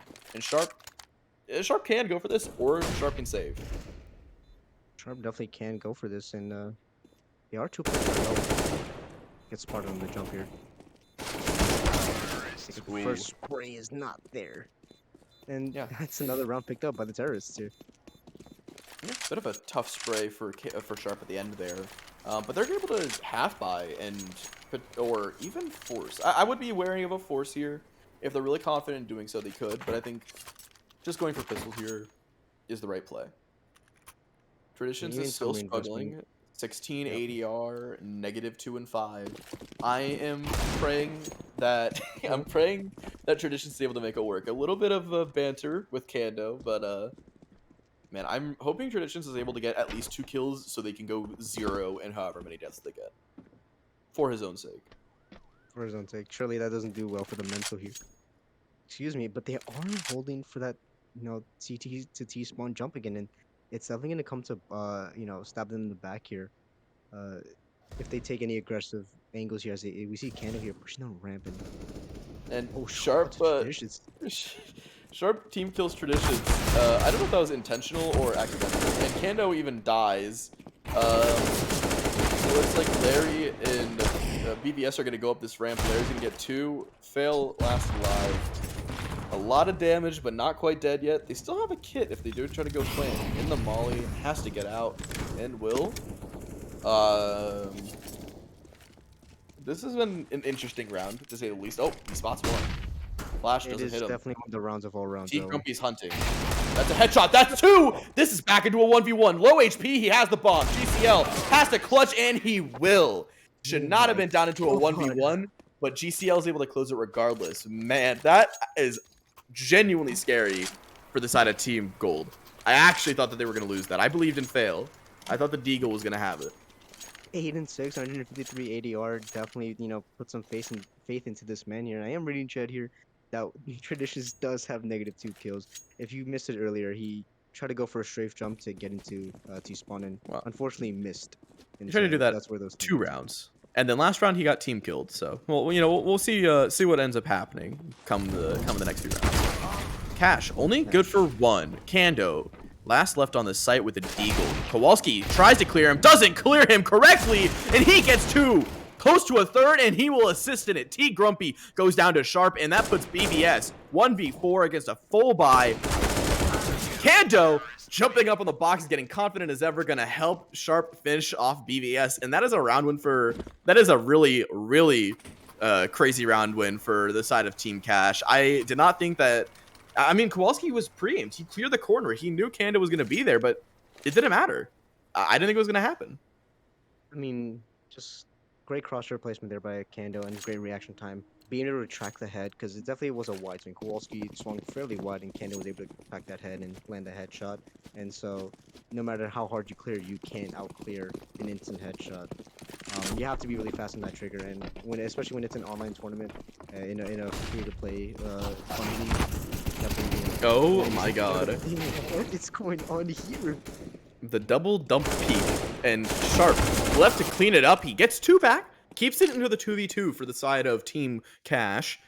But GCL and I think it was GCL and Larry were actually the 2 to kind of make this round start. They're I think they're both showing a lot better fragging department wise than they were on Cobble. And Kando, quick tight little angle. GCL goes down, drops the bomb. Larry 1v2. Okay, he can see the sliver. Kando gets headshot, and that leaves Fail in the 1v1 to close out this round that his teammates started. He made a Did stop. Larry hear him? Oh, Larry heard him. But Oh, it doesn't matter. Fail does not fail his headshots. He's too quick on it. Gonna close out the round. That's 5-3. 2-round difference. The side for Team Cash are able to get their money, get their bank going, and they're able to keep the rounds flowing in their favor. Definitely. And 5 and 3. Once again, this they should be following the fundamentals of Vertigo. As we saw on old Cobble, there was no real map meta in here. While it looks different and obviously plays different, there's many different ready angles. Some of the fundamentals are still the same depending on the map, right? Taking ramp control and kind of pushing into the mid is definitely something you should be doing. But Traditions all first in the -2 kills, just missing shots out of shots. Oh, and he's full line too. Oh, Oh, and he still gets nothing. Sharp only gets 1. Kowalski gets 2 with a Glock against guns before getting taken out. So somehow down into a 2v2. Unfortunately, GCL is not the one with a bomb. Cash is going to clear him out in BVS. 32 HP, a P250, and the C4. Left to do it all. Only 2. Cash could be on for a 4K, a nice little round for him if he's able to make it work. But, I mean, while they figure out what's going on around them, but let's talk about Traditions again, because that was definitely a lot of shots that he should have hit. I really don't know if it was moving or just what happened. I felt like he should have killed them. And BVS making it into at least a 1v1. Kando with the op. He hears BVS making all this noise, going for the plant. And Kando is on this flank. I think BVS is trying to figure out where he can plant at. And oh my god, this timing. Kando might not know. BVS is right under his nose. BVS has 30 seconds to walk through CT and try to get to the A site. They have to Kando is start stuck going up out on though. here, though. Have to. Kano makes noise if they want to drop from this, but this is, oh my Hopefully god, this he is could such jump like an ahead. overview. Oh my god, this angle. Oh, what a shot from Kando. That Oh angle had to have been my so, god. so tight. That is a really, really close one. I It feel like against pistols, it was a lot closer than it should have been, but they close it out and they make it work. You know, another round, 3-round lead for Team Cash. that Do you want is to say anything about Traditions Nexus? Still -2, now at 19 ADR, -2 and 8. Anything to say about it? at least the ADR is going up, so at least he's doing something. 16 ADR to 19 ADR. Whether it's only it's 3, but it's something, right? It should give him some hope here, and he's going for once again for the ambitious mid pick, and oh, the timing's a bit off here. Oh, he get the first. Finally, Traditions gets one, and only one. Finally down a little bit better than -2, still deals -1. T Grumpy just gets 2 back to put it into a 2v3, but the thing is, T Grumpy was given his weapon of choice. He's getting put on the op. 3 bullets for 3 enemies. He could close this round himself. Looks like they're trying to throw some mid utility. He's going to get the boost from GCL, and these other players, Kando and Cash are walking right into it. Cash goes down. T Grumpy kills him. And these other 2 players are on the B site. Man, I'd be really curious to know if they're going to go walk into the B site. Oh, but fail. Reverse boost. Boost Kando. Kando sees them lined up easily. 2 kills. And that's another round. Team Cash, 4 up for them. This is getting to be... I know this... I feel like in these old maps, T-side is easier. Maybe this map is so incredibly CT-sided, we don't know, but... This is where I'd get worried. You're playing in an old map that people don't really know. Deathballing with T's should work, but it's getting shut down at this point. It's working. Be it because Traditions op is sometimes getting a kill, or anything else. Sometimes getting the kill. It's a bit worrying. I think it's more or less like a psychological issue. Farm up some money, but can't get more than one. That's C Grumpy taking off Cash. With that Deagle and Mr. Failology cleaning up the mess here. They're running for Failology, picking up 3 and Kano picking up Larry Traditions close to -2 again. What is Traditions doing? And that's Sharp also taking their own little death. I mean, they're up 8-3. I think they're just trying to have some fun here, and it looks like they are having fun considering how this game is going for them. Oh, But for you sure, know, and I believe the scoreline was reversed. I think Traditions maybe might have gone back down to -2, but once again, ADR 25, better than he's than getting 19. better. It's getting better. It's getting better. And I think it's a running joke now within the server that Traditions has to stay at -2 kills. And oh, Cash onto the negative here. Now, I wonder Yes. if it's just because of it's this map and not something like Cobble, but Kowalski is not having the performance, the lights out game he had last time on Cobble. So I maybe it is just a map thing of it being Vertigo. It's not a map that he knows very well on this version of it. He's maybe struggling with the angles or just maybe unlucky on timings or things like that. But I think that the reason that they're not really getting these T rounds is because Kowalski isn't really able to making a difference. I mean, he has 5 kills, and 2 of those were with Glocks against a full buy. So, and I believe some of those other kills came in the pistol. I think he got at least 1 in the pistol. So he just hasn't really had impact in the second half, the second map here. Definitely, and I do want to note that maybe the timings are definitely off, right? Yeah, you're so used to the regular vertigo timings that you're assuming that you should be meeting these T's at a certain angle, or you have your back turned to certain plays, and Traditions just get spotted, and it definitely should be throwing Kowalski off. He is, I believe, a premier player, so spends a lot of time in the server and more time than I have in my entire CS career. But also to note on these players, they hear the word Vertigo and they see, some sort of familiarities coming from, the Vertigo that they know and love.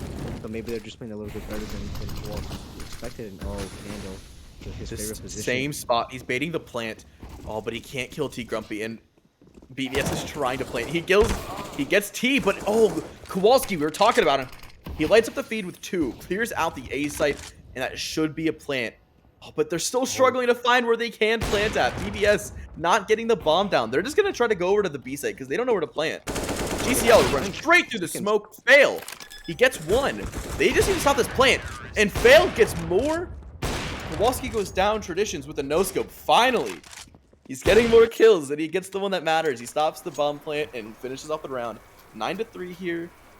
6-round lead. No bomb plant also means that there's kind of there is some money on the side of Team Gold, but not a ton. Definitely, it's a lot of money to work with here. They can definitely buy into this. They can definitely afford AKs and T Grumpy with that Deagle. Maybe trying to save up for an op, and if things don't go well this round, but AKs or one AK here from Mr. Philology and Traditions decide to fall off the map here. So he is now back up to -1 kills. Hopefully he can raise that scoreline a little bit more up. But in retrospect, I think we can all agree that he's back to 0 kills here because he did pick up 2 kills. It is going to be interesting to see if the CT side of Team Gold is as good as this. Fail and Traditions both bring out. Traditions, he's back to 0 kills. That's exactly what I was saying he needed to have happen. Cash, 1 for 1. T Grumpy trades it back. It's a 2v3. T Grumpy and Larry. T Grumpy's been the one lighting up the kill feed here, and he's going to need to light it up even more. Going to need a 1v3 to clutch out this round to get a 4th for his team. But Traditions, he's got his op. He doesn't seem to know exactly what angle T's been pushing up. Thankfully, he has Sharp there to assist him. But this is still definitely a close round for. I think this is doable. I think T Grumpy can win this. It's unlikely, but I think it's doable. Oh, they definitely can now with that chain damage coming in. They are having a bit too much fun here, and regardless if they win or lose, you can tell that they're having a blast here in CSC old maps event here. And it Oh, and looks like Tradition Traditions just is door stuck. open the door. And oh no, the thing I said that could happen is happening. T Grumpy gets 2 in the 1v3.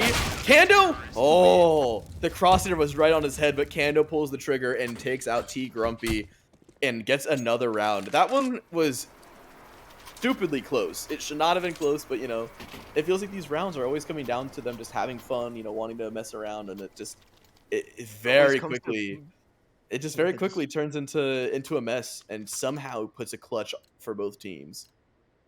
definitely. And that Molly, I guess, didn't go as deep as I guess they wanted to. I believe that was T Grumpy. That Molly, kind of went a little bit too shallow, and it did give Kando a bit of an advantage, I guess, when trying to peek. And he just had the headshot, but wasn't able to trigger as Phil always gets Larry out of all people. BVS was up front, and that's a trade going down in the way both teams. And oh, look at this triple! This triple That's a boost is triple. insane. I never would have known that that was just a thing. That is something else. But Traditions, positive on the scoreboard, and he gets 1. Kando goes 1 for 1 against BBS. Sharp, quick little double to close out the round, taking out Kowalski, and this is the last round of this half. This could be 12-3, or it could be 11-4. We'll have to see here, but it is definitely 11-3 going into this last round. And Traditions pulling out the Negev. I want to see it. I want to see it happen. I want something to come out of this. Negative coming out here, back up to positive kills. One in I believe that's 1 in 12. And oh, what is this? Oh, that's a ratty boost. They disperse. What? Oh, he's going positive now, folks. He gets 2, but 2 go back. Larry and GCL, they kill 2 and Fail falls. It is now a 2v3. They're both on the A site, Kando and Sharp. They're ready for this door to swing open. It would be really funny if GCL goes GCL goes down. And I was expecting GCL to just like peek him as the door popped, but Kando was a little bit too fast. Kowalski, well, takes his time, gets 1, and he gets the Oh, second. Gets a few frags to make it an 11-4 half. Still heavily in favor of the side of Team Cash, but 4 rounds. At least one to close back out and get some more footing back into this I game think. for Team Gold. Oh, and I think I say it. I think I'm gonna toss in the caster's curse. I'm gonna toss my hat into the ring. We have Zonix on our hand. 11-4 half. CT side is definitely very powerful, as you saw from Team Cash here. And maybe the individuals here on team, I believe it's Team Gold. Yes. Uh, maybe the individuals here can step up here. We have 2 dualies, one on Philology and one on Cashman. We did see this last half here. The same players picking up these dualies, and one flash into Cashmo. And it's interesting. I'm kind of curious to see if Team Gold do the exact same CT drop and It's looking like they don't really know how to do it. I don't know if it's they don't know how to, but I don't think they want to do it on the pistol. I mean, it worked out for Team Cash, but I don't think that's just a standard thing that a lot of teams are wanting to go for. They are doing an A boost. They're trying to figure out where the T's are, but I think they're gonna go up this ladder and try to split the B and A site. Oh, Traditions is Traditions is going hunting. I think he is more so wanting to cover their flank. T Grumpy opens the door. He's going to drop Cash. Kowalski gets another, and BVS with their own. T doubles up. 4 headshots from the USPs. Nothing comes back in favor of the terrorist side. Sharp. 1v5 to clutch it, or maybe he'll just take a little nap. And, see what happens in this round. Oh, it's the first. Can he get the second? Let's get the second. The back of a team flash. That's Sharp just standing in this one corner. Are they gonna drop again? No, they have the bomb there. So there's no real reason to drop, but I think they should. I think it would be funny if they all just drop to try to fight him, and then maybe Sharp lines them up and gets a ton. But thankfully, it looks like they're not testing themselves. Oh, Kowalski peeks Sharp. Some taps back and forth, but nothing happens. 35 seconds for Sharp. I don't really know the rotation timings on this, so I don't even know if he can make it over there, if he's just going to run around and try to do something. BBS is close with the dualies. He's going to follow it up. That first contact turn into a headshot, and that's 2 for T Grumpy, 2 for BBS. Pistol round goes in favor of Team Gold. I think that's what they needed. I think if they lose pistol, this half becomes infinitely harder. But this is they make it happen. They definitely do. We do see Tech Knights coming out here. Armor for Cashmo, so I'm assuming they are gonna go for maybe a buy here. Yeah, a couple upgraded pistols here, and a bunch of FAMI and MP9s coming out for the side of Team Gold. Hopefully we can see Traditions with his Deco pop off here, and flash of coming out. BBS gets one. Traditions over by T Grumpy and Sharp onto Larry. T Grumpy doubling up there. Can he get the triple? That's Sharp onto BVS. Down to the 1v3 now. It's the first headshot. Does not get the second, and that's Sharp with 3 kills. That was good damage onto the CT side. Yeah, I mean they're gonna buy in, but they can't build a bank because they let a lot of players die. Only having 2 live is not what you really want to see. But a quick little pistol round right there is gonna lead to a full buy coming in for Team Cash. Up 11-6. Still very, very doable to close this. Maybe we'll see. Maybe we'll see something faster than them with the guns. Maybe they go for a fast B play. Absolutely, and as we mentioned before, kind of death falling it up, to these sites. 5-man pushing, either A or B, or even just splitting through mid is kind of like the best way to play it when approaching a map that you don't really know too much about. Like the fundamentals are there, right? But the map specifics, it's not really angle. And Wolski almost had the lineup. For how many players were lined up, I thought it was going to be more than just one, but unfortunately for him, it is just one. And they've all gone over to this B site. Traditions is getting some frags. He gets one back. Oh, GCL is stuck in a really bad spot. He does a lot of spray damage to the smoke, but failed. Still able to keep 60 health. Traditions goes down to T Grumpy. It is a 3v3 here. A lot of damage done to the side of Team Cash. Not that much health left. Cash, low HP. Fail is barely evading these bullets to the edge of the smoke. BVS doubling up with T Grumpy. Oh, but GCL goes down to Fail. No HP, but no frags coming in for Sharp, except there's one through the smoke on BVS. There's one more to find here. T Grumpy, edge of the smoke. He can't find it, and I think with the kit there should be enough. T Grumpy gets 3, and he's going to be able to close out this round and get a 7th. Definitely wasn't enough time with that kid going out. T Grumpy with 3 kills of his own. We did mention that T Grumpy is definitely a player to kind of watch out for. Individually, they performed well last map. They performed well once again this map, and it's been very consistent throughout both halves here. 21 and 14 for T Grumpy. Not donning the big green, but still doing lots of numbers there with the rifle. And Kowalski's second in charge, 15 and 13. Not as potent as he was last map, but nonetheless picking it up and having a much better impact. And Traditions now up to 4 kills here. Finally going a bit more positive into the KD department here. And Larry hopping to the trash. To the trash, dumpster where I belong, and they're not concerned. Oh, they don't see him. Oh my god, if they don't clear him, Larry has all 5 right in front of him. This can be a round, but he cannot choke this. All 5. He starts shooting, Fail, goes down.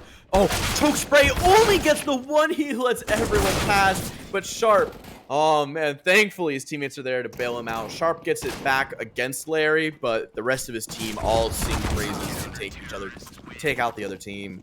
GCL gets 2 more there to close it, and I was kind of worried. As soon as he had the trigger discipline, he waited, only to get one of them. I was worried that it was just gonna fall apart, but the rest of his team was able to And frag and save him.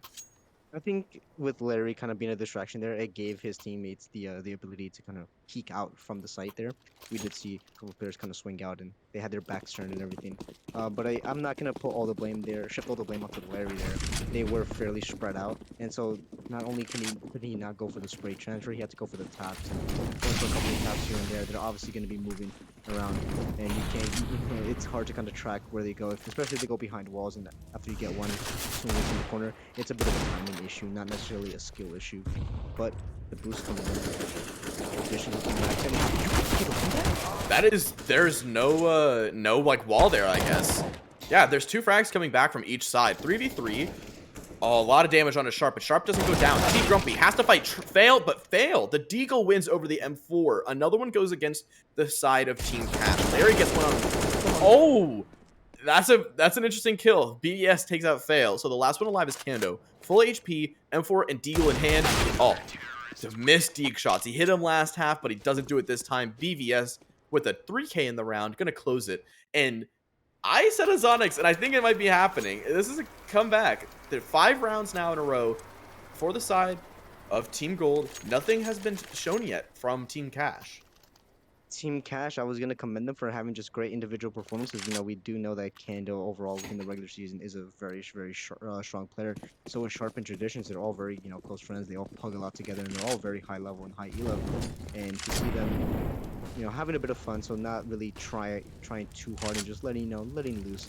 It's always nice to see. But even so, not performing is not that big of an issue. But it's kind of unfortunate to see them not playing to their full potential. But Yeah. nonetheless, 11-9 and Larry picks up Philology, and that's Cash and Traditions, doubling up here. Some good trades coming out. And Kando tripling up. That's going to make it 3. Oh, I saw him on the jump spot. Oh, Kando saw the Opera at the last second there. They might want to go back towards B. They know that the Op is over here on this A site. They might want to go back towards B, but it looks like they're just going to take the numbers and they're going to shove it towards them. The bomb is on Sharp, so they need to be careful not to lose it. They're going to use this boost again. Kando going to get boosted up by Traditions. Oh, that's a nice little angle. Even if you don't fully commit to it, that is just a nice angle to have. Man, I Yes. want this Vertigo back. I want a Vertigo where I can boost on top of all the little scaffolding I can see around the map. But Cash doesn't care what Vertigo he's playing on because he's going to make it work and going to close out the round. A double from him in the first round from the T's. It looks like what needs to happen is they just need to win their duels. I think a lot of it is they're just not killing or finishing their kills, and they're not getting the kills they should be getting in the first place. And I think that when you see it happen, they're making it work. They definitely do. And, once again, fundamentals of Vertigo is, fight for ramp control, and then kind of base the rotations off of that, right? But here, the ramp is just so, I guess, for lack of a better term, goofy to fight on. And oh, Oh, I think they all were trying to do something. They lose 2 to the map, and BVS doesn't get any damage on the Cash. He's going to get it. I wonder if these last 2 were actually going to get to fight. It's Chi Grumpy and Kowalski. Now, Kowalski's had a much better half on the CT side. He's had a resurgence. He's getting a little bit better, but T Grumpy, is fragging out. 25 kills on round 22 is really good, and he can make it 26 here. He does. Fail. Down to the 5-7. That flash does not hit T either. Oh, that's a ready angle T. I have a weird. They have a family. I have a really weird feeling that this round will just fall apart. That T and Kowalski are just going to double up each and finish this round. T Grumpy a bit labored on the spray. That was definitely scary. He could have come back, and Sharp just sharply takes off Kowalski's head, and that's searching for Team Cash here. This is looking a lot better. This is about what I was expecting. Once they kind of get their groove on, I was not really expecting Team Gold to get many rounds against Team Cash. But it does look like Team Cash is at least, getting their foot in the door and getting back to things on their T side. Yeah, we are seeing a bit of an economy game going on here. They are forcing here, and three players holding for the CT drop. As What are them doing? They hear the footsteps in mid and Kowalski. Oh, this is an angle. There's something such an awkward angle to clear as a T. Oh, Kowalski's trying to make it work. Oh, Meccano sees him! Oh, man, he's checking the dumpster. He sees it when he's looking around. Oh, they know that there's a boost going on in CT.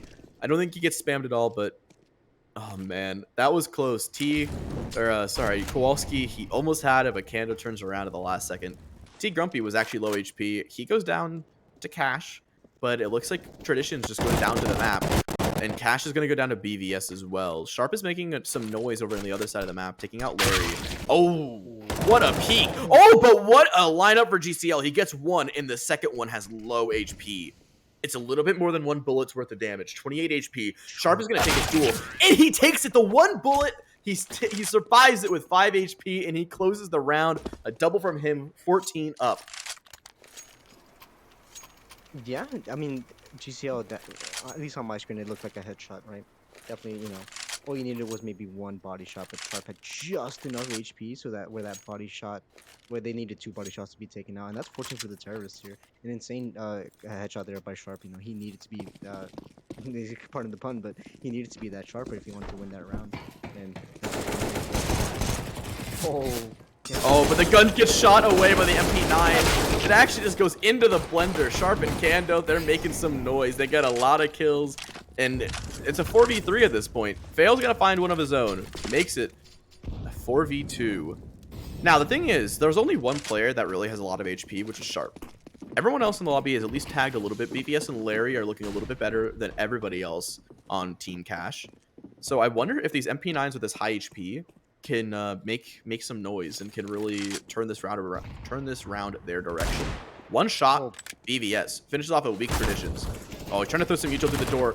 Gets tagged up. Larry left alone on the site. He's gonna drop one. They're both taking damage, but Sharp is gonna shut off Larry. Larry doesn't get anything else done.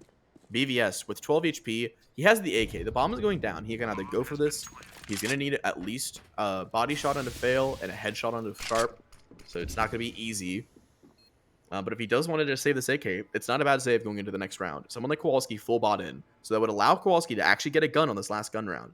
If this does end up being the last round of the game, as we're about to hit 15. yeah, so needed that clean headshot there, but Mr. Failology, excuse me, taking the clean, taking the head clean off there from BVS, and 15 now for the terrorists here. Double ops coming out now. P90 for Kowalski. Four ops. Okay, I'm sorry. Pardon me. Gosh, Kowalski. I see him with the P90 now. I'm hoping he just drops that. He does a CT drop and gets at least 2 kills here with that P90, just so we can have a better clip on Vertigo. You point out the P90. The rest of the team are all on glass cannon ops. 4 of them. I thought it was just 4 ops. Yeah, so they're just getting shredded by these AKs. Cash and Traditions, they get one each. A lot of damage and a lot of bodies are falling. Kowalski sitting in Squeaky with the P90. Cash actually, I don't know if he's blind, but he TKs Traditions. Cash is gonna get another in the round. He takes out Kowalski. There's Sharp. He gets another on his own team. Cash goes down. It's a 3v2 against 2 ops. 2 ops on the retake, neither with kits, neither with armor.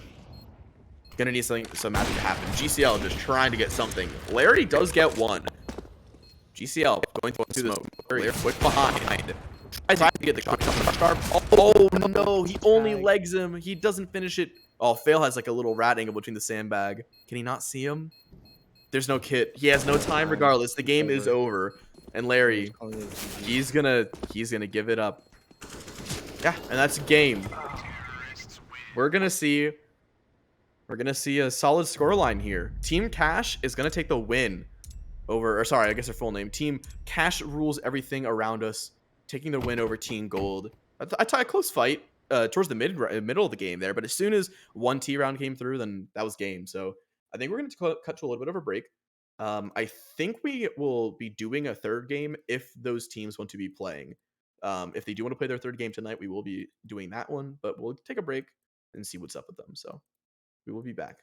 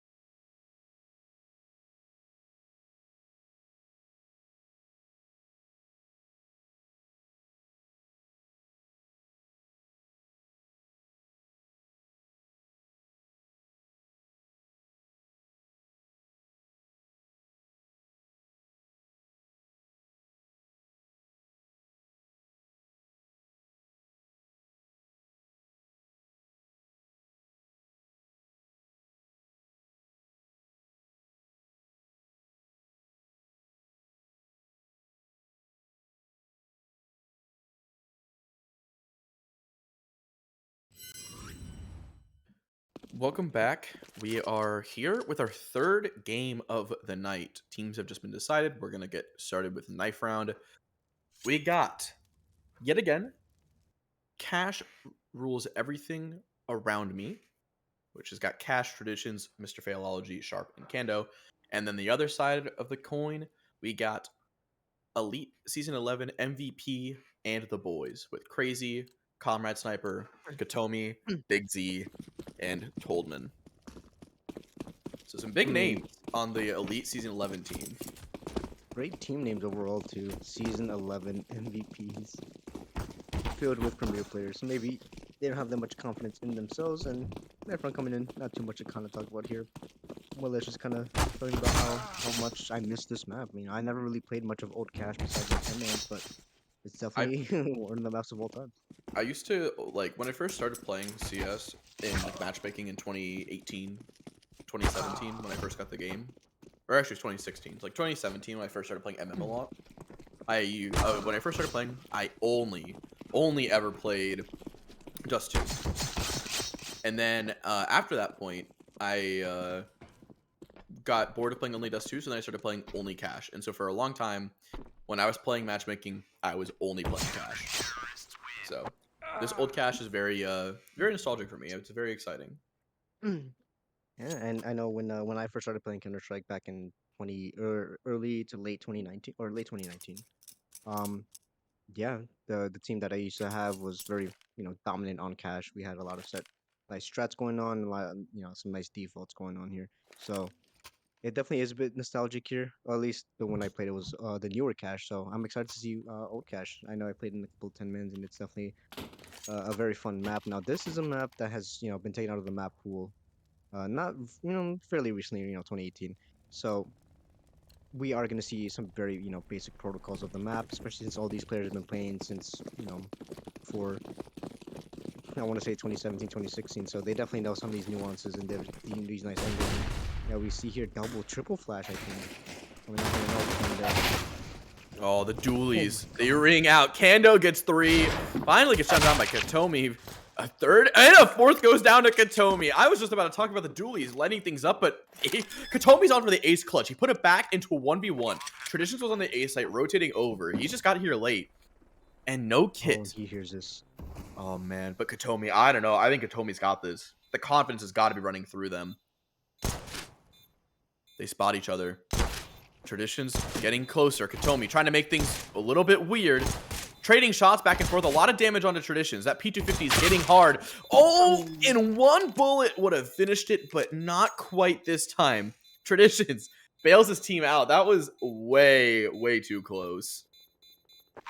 Absolute, dare I say it, heroics coming up from Katomi there. 3, 4 into B main, P250 instant headshot, and down to the 1v1 now. It, it, I was believing. I believed in the Katomi ace there. Uh, probably trying to go for style point for the one tap, but I think if they had spammed maybe their P250 or they didn't swing out as wide, then they definitely would have gone that ace. But nonetheless, killing 4 there and getting the bomb plant down. They are now opting to buy here. Z-Smoke coming out here, some fairly standard utility. And M4 is being brought out here for Kando and Traditions as Kando picks up the first onto Toldman.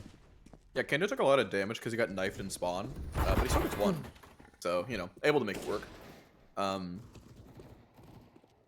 It does look like the rifles are still going to keep going for the side of Team Cash. Katomi sees something over in Z. Does look like close angles. Katomi not quite able to get 1. He knows that 1 is white box. But we have yet to see if they're going to fully fight. Comrade kind of baiting Katomi to see what Katomi does and see if they can get any kills here. Looks like Katomi, AK better than the MP9. A one tap onto Traditions. Katomi in back-to-back rounds is on for an ace. 4 in the first, 3 in the second one. Comrade taking first. Oh, he didn't swing long enough to see Kando. But they have to go back and get bomb in B main. Fail is pushed up and has bomb. Oh no, that's not B spawn. I got the map mixed up. But Katomi running headshot. Fail. Down and out. Like I said, on for the ace, another 4K at the minimum for Katomi. Kando, this knife damage. I thought with how that round started, I thought it was going to be a quick cleanup, and I thought it'd be done. But look at this. Another 4K out of Katomi has put things into a 2v1 in favor of the elite Season 11 MVPs. And the thing about this that's crazy is that knife damage that Kando took from his team at the beginning of the round.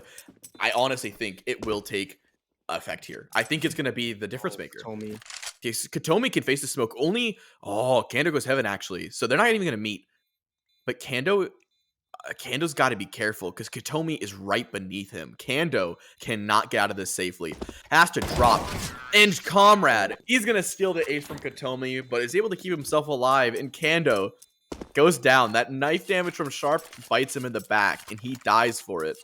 But like I said, Katomi, 8 kills in 2 rounds.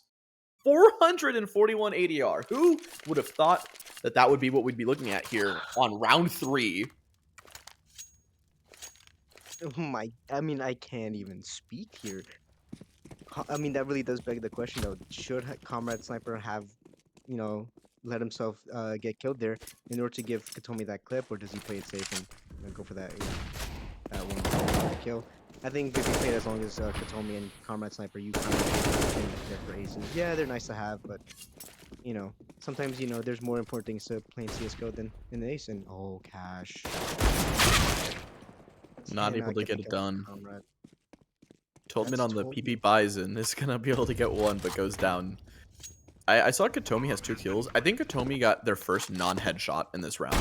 Out of the 10 kills, I think 1 is not a headshot. Can we get a confirmation here from our observer here? Can we check the scoreboard and check the headshot percentage?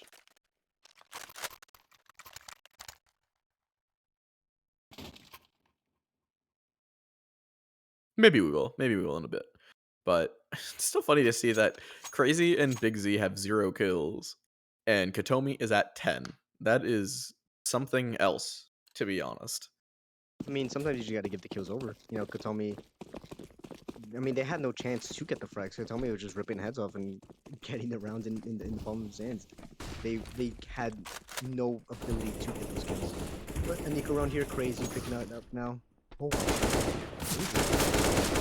Oh, Katomi, labored spray, but oh, they don't know about the second one. They didn't clear sandbags all the way. Last is Cash, but Cash's sandbags. Oh, he takes Katomi out of midair. Gets a second one on his Toldman. Oh, they're really chasing him. And Big Z bails out Comrade Sniper. I did not think Comrade had that kill if Big Z's not there. I think that's a 3rd headshot for Cash. There's just a lot of highlights coming out. These shots are crazy. I mean, this is just... Cash is the highlight reel map. I would say out of all the original, old maps in the pool from like 2014 to 2018, Cash is my favorite out of all of the old ones. So, Cash has a lot of the old highlights. Those are just my favorite highlights. You have the simple 1v2 is one to talk about for the ages. Probably my second favorite map, or my second favorite highlight of all time is oh my probably the God, Crazy. Nico Deagle ace. I mean, we're just seeing that here. Katomi already had 2 4Ks, some nice shots out of Cash, even though they didn't win the round. It's just crazy stuff. Kando First.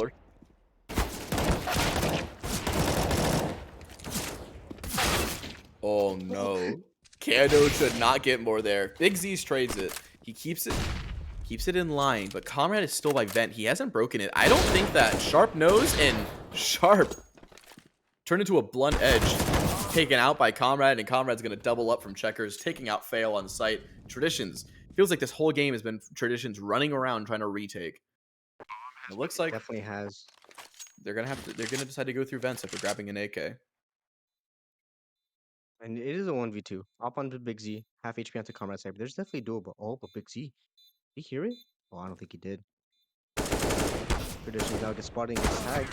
And that's Combat Cyber picking up 3 in the round. That's a clean gun round won here by it's Team Season 11 MVPs, and that's 4-1 in favor of in them for them, excuse me. And Big Z with the op. I'm really tempted to see if we see the spawn wallbang.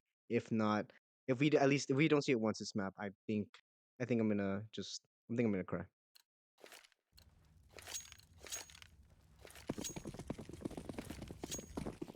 It does look like we're going to have a bit of a weaker buy on the CTs yet again. Cash with his deagle, and a nades run of plenty. Toldman and Comrade are gonna get some back. Sharp is gonna go with another pistol kill. 3v3. I don't think the Smalley spreads down Sharp. And Toldman, low HP, doesn't care. Just gonna swing out wide. Traditions on the USP. Gonna finally get one back, but oh, Big Z's going on A site. Or this is Kotomi, excuse me. And Kotomi's gonna get that kill. And that leaves Kando in the 1v2. Does Big Z know? He doesn't. Z goes down. Kando, an AK or an op, whatever he chooses. He has the bomb in front of him, but Kotomi is just walking back through A main. He's going to go back and try to flank through garage, but Kando, oh, Kando is so ready for this. Bomb is definitely dropped out in middle, and if it was dropped a little bit deeper towards garage here, Katomi would have to go for a hard clear. Now we've seen Katomi clear these angles and just rip heads off completely off the shoulders. And if he can do it again against Kendo, oh, he puts the knife out. He's I not don't ready think for it. I don't think Katomi's going to check this. And Kando, oh, Kando wants the knife so bad here. If Katomi doesn't turn around, and he's Oh, gonna do a little bit of trolling, gonna drop a spray on the ground, and then he's gonna get a kill here. I mean, going for the knife and then opted to go for the spray. He wanted to play a little bit more safer, but also wanted to, have a bit of fun, maybe poke some fun at Hitomi for not clearing that angle. I mean, why would you though? It's definitely a very angled, an angle to, you don't expect someone to be there. Gunrun's coming out here for Team Cash, and Cash, that's two ops here. Double ops are usually very powerful. We've seen it, time and time again with, throughout the night. More ops definitely should be more impactful. But maybe, it's old Clash and protocols here are more Oh, well but known and more widespread in the tradition. It's Katomi, and that's Comrade Sniper onto Cashmo. He's ready. I think Comrade knows that there could be a player here, but I don't think he's gonna be ready for it. Definitely not Toldman. Comrade is planting. Oh no, but Kando spray! He just barely gets the scout, but Comrade comes off the bomb plant, finishes it, and gonna kill Kando. 2v2, Traditions and Sharp. That HE gonna go a little bit past. Sharp takes no damage, but it doesn't matter. The headshot from Comrade, they don't need any extra damage. And a nice little jiggle, 4K out of Comrade. He's gonna take off Tradition's head, and that's another round for the Elite MVP. Comrade Sniper slowly picking up here at 11 and 2, 130 ADR, catching up to Katomi. We did see, talk about Katomi here, just ripping heads off, and Comrade does the same. He doesn't want the spotlight to be solely on Katomi. And they're just having a field day here. Two heavy hitters here for Team Season 11 MVPs, and we do see a timeout. Now, I'm not necessarily sure if it's a tactical timeout or a technical timeout, but nonetheless, the timeout is called. It gives us some more time to talk about the wonderful map that is Cash. We did talk about you did specifically. It brings a bit of nostalgia to the map, or nostalgia to you specifically. But I wonder how many people in chat here feel nostalgic about this map, whether they love it or they hate it. And if you wanna, you know, talk about it, feel free to do so in chat.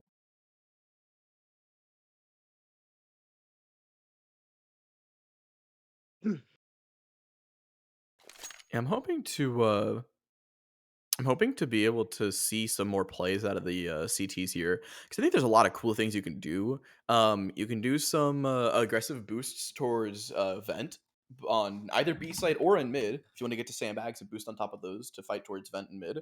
Um, there's some plays you can do with a like a squeaky push or an A main push. You can get aggressive there. I think there's a lot of options here, and I'm hoping that these show something and do a little bit. Maybe the other team will. It seems like the season 11 MVPs generally are pretty you know pretty ready to see what they're doing on their CT side. I think they're going to have a good shot at showing some cool things, but we'll see what happens. And I'm guessing this is a tech because it's been going on for a bit now. Some computer issues, maybe some sound issues, or maybe someone just had to go for the bathroom. Sometimes duty calls, nature calls, and can't really tell your body no. But timeout does come to an end here, so I'm assuming they are back if they had left. Uh, yeah, it's an eco round now. Couple of armor here for Cash, Kendo, and Sharp. So maybe they can pick up a couple of weapons here. We did see a couple of deagle rounds in these last two maps, and we saw them get really close or get turned around. So I'm excited to see how this will pan out. Quick opener. Katomi, I think they're more worried about smokes now because of what the CTs have been getting into. But Katomi and Comrade are going to open up 2 for Comrade. We were talking about Katomi's score in the beginning. Katomi Oh was my starting god. off 15-5, but Comrade has done better, 15-2. Closing out this round real quick. If it wasn't for Katomi's opener, that could have been an off or an ace, excuse me. But looks like we're not going to see an ace yet. But that is what 4Ks for the terrorists. I With think one it's of a little the bit more. that was 2 for Conrad, 2 for Katomi. There could have been other ones I missed, but I know there was at least those 4Ks. Definitely just it's reminding me of the FA Coliseum. We saw many aces throughout the night, and seeing potential aces here is just mind-boggling. And Kando onto Goldman off the flash of Katomi, a bit of a miss flash, I'm assuming, and crazy. 2-17, but trying to hold for the smoke here.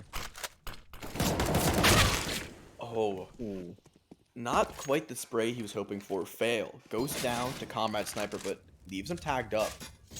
Crazy. He's holding his angle, but Kando knows when to get out. Sharp gets one onto Big Z. 4v3 advantage for the CTs here. Sharp is just lurking in the smoke. The suppressor peeking out through the smoke gives Tomy the advantage. He's going to shut things down, and that's the A site. They're calling the rotates, but look at that. Crazy. Getting aggressive towards Truck, and Kando actually gets another one back. The advantage is still in favor of the CTs. Tomy trying to get back to Forklift, but can't quite do it. Kando triple in the round. A little assistance from Cash and Sharp going to close it. And another CT round is going to go in their favor. So they're finally able to make some statements back here. 3 rounds now for Team Cash. yeah, and it's a bit interesting to see. We have records of professionals playing on cash here, and once again, the protocols, the set strategies, any sort of unique smokes that were thrown back in 2018, 2017. uh we do know that CG side is supposed to be, I guess, the easier side, but talking in 2023 here, as we see traditions onto Katomi, the meta has changed. T side has become a lot more dominant, where there's more thought behind these T rounds and the defaults, as we see B side being completely dumpstered on. This B take just gets shut down, and that's the speed of the round. Yeah, The that's A 2 side, kills from Traditions and 2 kills from Cash. They have bombs, so they just rotate over. Yeah, it was nice shooting. It was good shooting from their side. Quickly able to put things away and just not let the round or anything get out of hand. yeah, but But what you here's were six what, gold what line. you were saying about the T side of something like in the older days, definitely Yeah, agree that a lot of these older maps were not really meant to be T side. I didn't really see like people getting crazy rounds on the T side.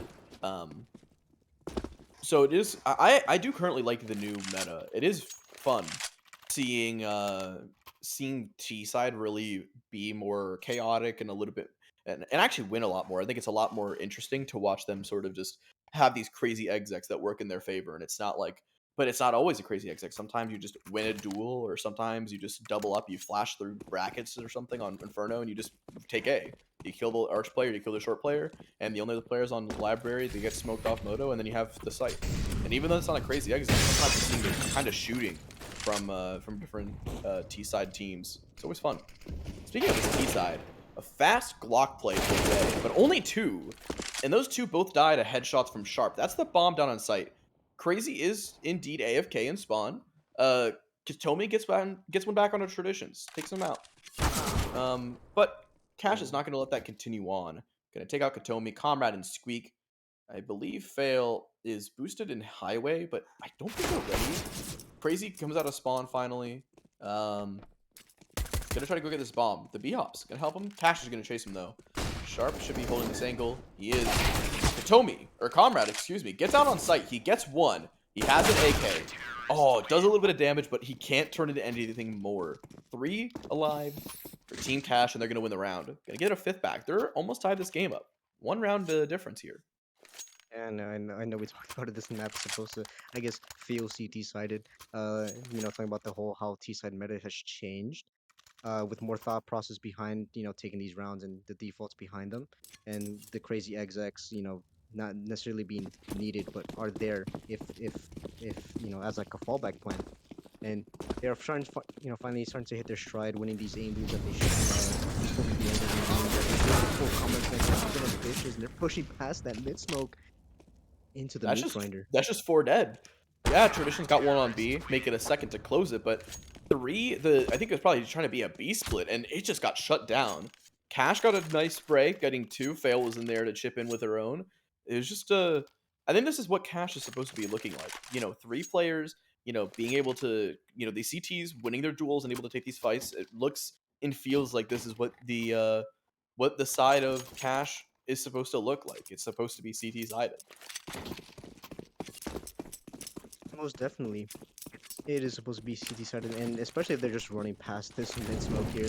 They're just running through the meat grinder and running past a smoke. You get ghosted, your body show first, and you just get taken out. But that's Cashmo picking up Katomi and gets traded out by Toldman, and that's a 1-for-1 trade, and not in their favor, might I add. You lose an AK-47 armor and utility, and even a kit if you have it. Whereas they would have just lost a Technet and half armor, right? The imbalance is not, or it's not properly there, and if they keep going 1-for-1, it's not going to look good for the economy here for Team Cash. Yeah, and that being said, they are looking to win this round. The last one alive is Comrade Sniper with that sniper in his hand. We'll have to see if he's going to be able to make it work and actually make the sniper ring out and see if he'll be successful with it. There's the first. Kando goes down. Still worried about above him. Missed flick onto Sharp. Or that was failed, excuse me. Oh, tries to go up on the forklift. He can't get one, except he legs Traditions and, ooh, a tight angle. But Traditions is ready for it. He takes him out. And that's going to be the lead taken back for the CTs. The only other time they've had the lead this game was after the pistol. They have not had the lead since, and they finally were able to grind it out 6 in a row. I mean, yeah, and Comrade Sniper, known for be it's in his name. He is an AWP player, and so just you see him on the rifle, you can tell he's just trying to let his hair loose and just kind of fall back, play some relaxed Counter Strike with the boys, and picking up that op, you can see what he can do, right? Some nice flicks, some good quick scopes, and some good repositioning there, some great movement overall. You can just tell that he's a very potent opper here, and oh, big Z onto Cashmo to pick up that A1S. Yeah, but look at the rest of the exec is going out on this side of the map. And it seems that they're gonna get a lot done here. They're gonna get the advantage. 3v2 in favor of the terrorists and fail. Bomb goes down, he's still worried about a mid player. But all 3 of these players are still on A site. Tradition with the op. Oh, a missed shot onto Comrade. Not able to finish it. Oh, he peeks forklift. Katomi takes a lot of damage, but no death.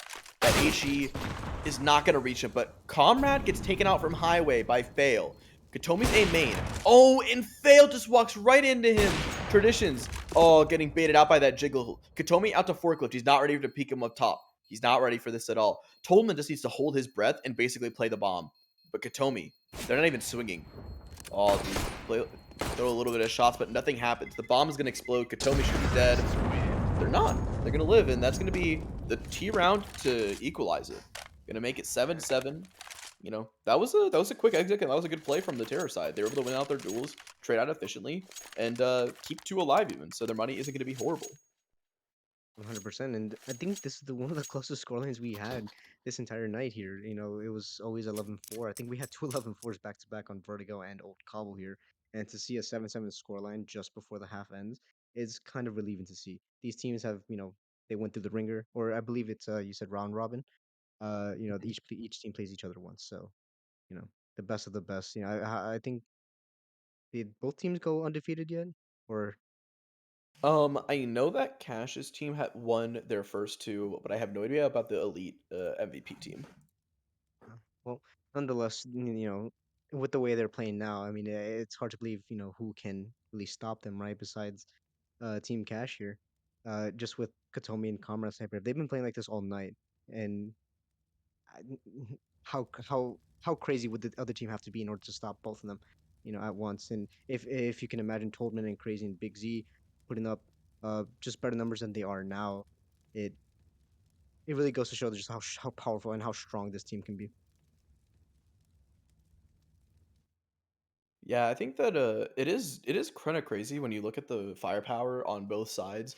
You see it, 3 of these players that were in Challenger in Season 9, on the side of Team Cash. You had Traditions, Kando, and Sharp. They all lit up the scoreboards in all the games they played. Then they go over and they go to Elite, and they're still performing well. But then you look on the other side, and while some of them are either PFAs or former players, a lot of these players were in Premier for the last season plus that they were playing on the side of the Elite MVP. So it is just interesting to see where people are being placed at on these rosters. So on paper, you'd think that the firepower would just work out in favor completely of the elite MVPs, but in reality, it's a much more even scoreline, across the board on the other end. Um, for Team Cash, you have Katomi and Comrade Sniper, 16 and 18 respectively. No one else is really close for them. You look at the other side, you got 10, 10, 11, 17. Yeah, Fail's having a little bit of a rough game, but other than that, everyone else is relatively close. Yeah, and I'm just getting word that Comrade and friends here are 6+ drinks deep into the tourney. So to see that, and he says that Katomi is, and I quote, literally shit faced. So to see Katomi putting astronomical numbers alongside Comrade Sniper here is just insane. Imagine if they were sober and actually took this seriously. What kind of damage would they have done to this tournament? Yeah, I mean it's always kind of interesting to see what's going on. See what's going on, even able to make things work even with the current state. And yeah, Katomi, while being headshot on a Traditions, out opt. Crazy is gonna get it back onto Cash and gonna keep the advantage. Crazy doubles up. Kando in heaven drops the first. He knows Crazy has to be close. Sharp goes down, and it's gonna need to be Kando, but it can't be him. He can't do it all. He gets dropped by a triple from Crazy in the last round of the first half. Lead taken at the very end for the side of the elite MVP. That's going to be 8-7.5. I'm getting told that they're playing a drinking game, and I find it hard to believe that Katomi is shit faced after the first 2 rounds in this half in the first half here, and also now just out opping uh Traditions. I think it was just robbing them immediately. Just it it really is mind boggling, and to see that they're having fun is kind of the main point. You're always glad to see when teams are having fun here, whether they're losing, winning, or even having just a regular close game. It's one of the things you love to see here. And full armor here for terrorists, no utility, and dualies once again. Now, I did see in chat a little bit earlier that someone mentioned the Shroud A-hold, and we could see it again here. I don't see any Oh my god, Crazy oh, gets 3 before dying. That dude, is he's some fantastic shooting from him. Cash trades it out. Oh, but Katomi. Katomi does not let those pass. Except for Cash. Maybe Cash can get back into this. He's got 2 already. Onto the ace clutch. And he can't. Big Z gets the last. That's going to be 9-7 half. Or 9-7 scoreline continuing on. Excuse me. yeah, and I mean if you are drinking that much and kind of just letting your hair loose, it's I think it's a bit harder to I guess hold the site down when it comes to Counter Strike than it is to attack it, right? Because you can just hold W and control the spray and not really worry about where they can be and what the rotations are. But on CT side, you have to worry about all of that, right? Can they, your teammate dies mid, what's the timing that they have that when they can be to a certain angle? And seeing a 12-minute combat sniper, excuse me, But gets that is 2 pistol kills. Yeah, Katomi got to get another one back to make it a 3v3, but that is still kind of crazy that 2 pistols are able to make that happen. The bomb goes down. Sharp. Here, underneath vent in checker. Oh, but Katomi's jump spotting. And Katomi not quite ready for it, but they recover. 2v2 still. Cash got one back. Oh, no. I think Crazy saw him, but Cash hears all this, and he's going to finish him off. And Cash, a nice 4K on a Glock round, and they're going to take the win. Bomb plan and everything. That's a lot of money. That's a round win. They're bringing it closer. 1 round difference now. I mean, in the words of my teammate and AGM, Will Valanche, they lost to Glocks. It's to see that the pistols, do that much damage is absolutely insane. And I see 2 revolvers coming out the side of Season 11 MVPs. That's on Combat Sniper and Crazy now.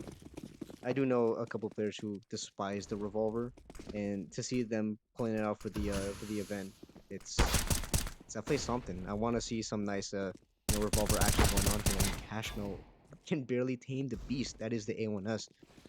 It does get some good damage on.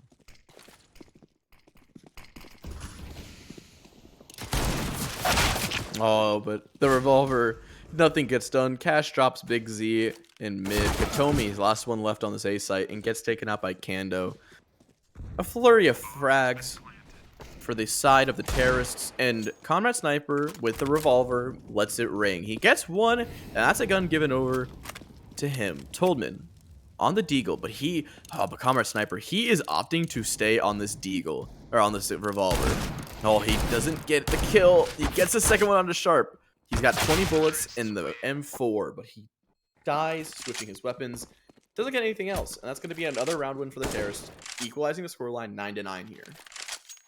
And just Comrade Cyber and Katomi are just the heaviest hitters on this side of the map here, or this side of the scoreboard.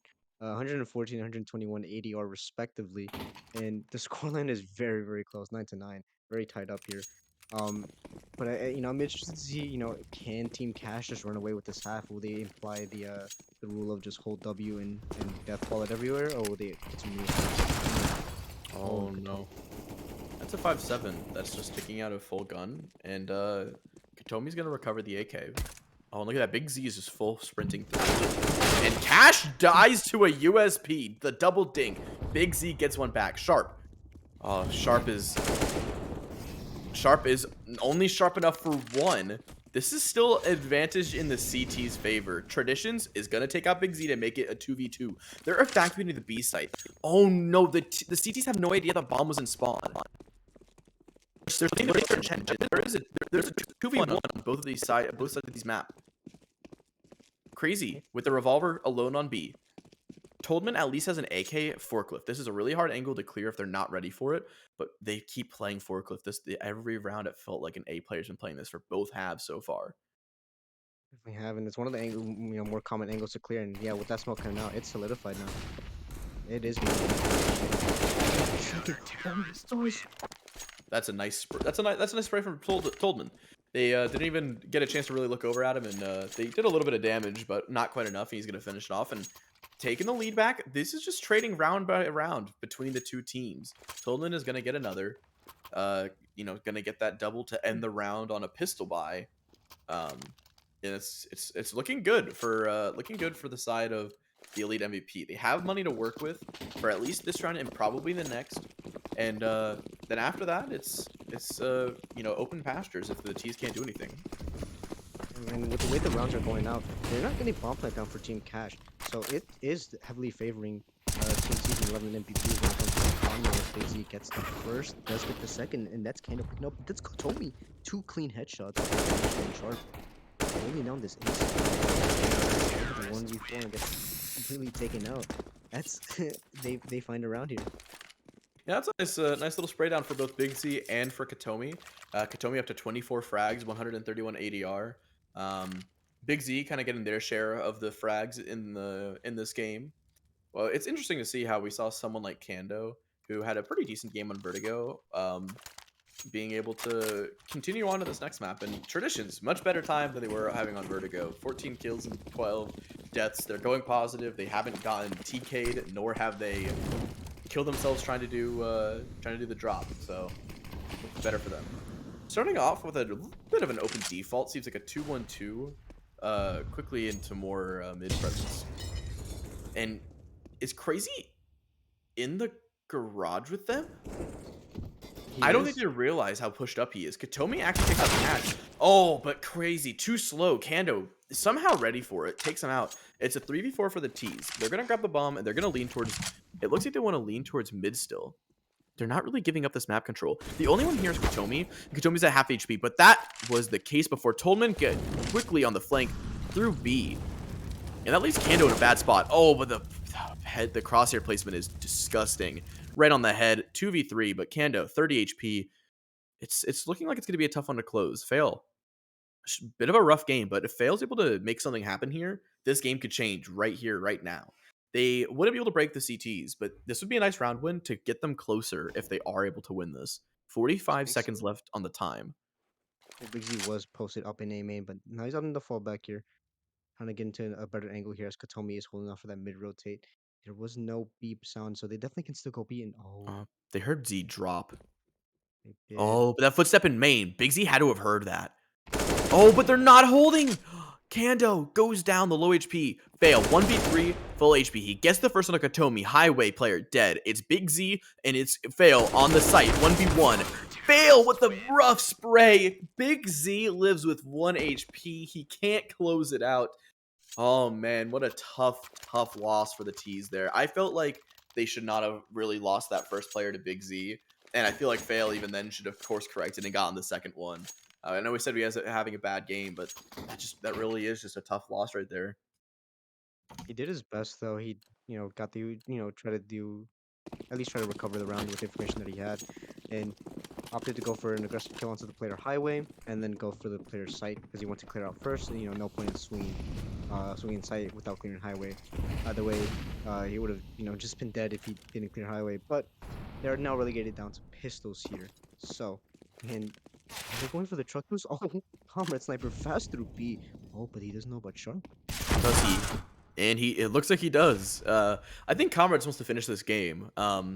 Traditions, Fail, Kanda, last 3 alive. Traditions is still holding the flank. Oh, rough eagle shots. He gets the first.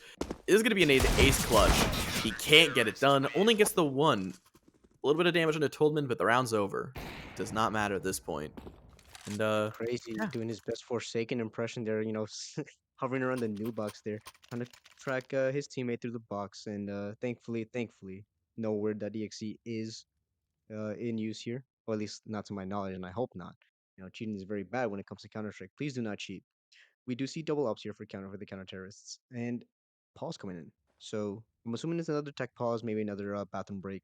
You know, if what is being said is true, if they are drinking, you know how much drinking can cause you to want to go to the bathroom, whether it's to relieve yourself or feel better. Either way, I can understand the technical timeouts. Yeah, I think the timeout, I would imagine, is probably coming from the side of the. I think it's going to come over from the side of the Team Cash. They're getting really close, but they're not quite like eking it out. It's coming close in a lot of these rounds where maybe they get a 1v1 or maybe it's like a 2v2 and they're just kind of falling short. It's not quite enough to fully get it in their favor. Um it is it's a very close game right now in the rounds. The score line says otherwise, but I think it is uh it's just getting really close for them.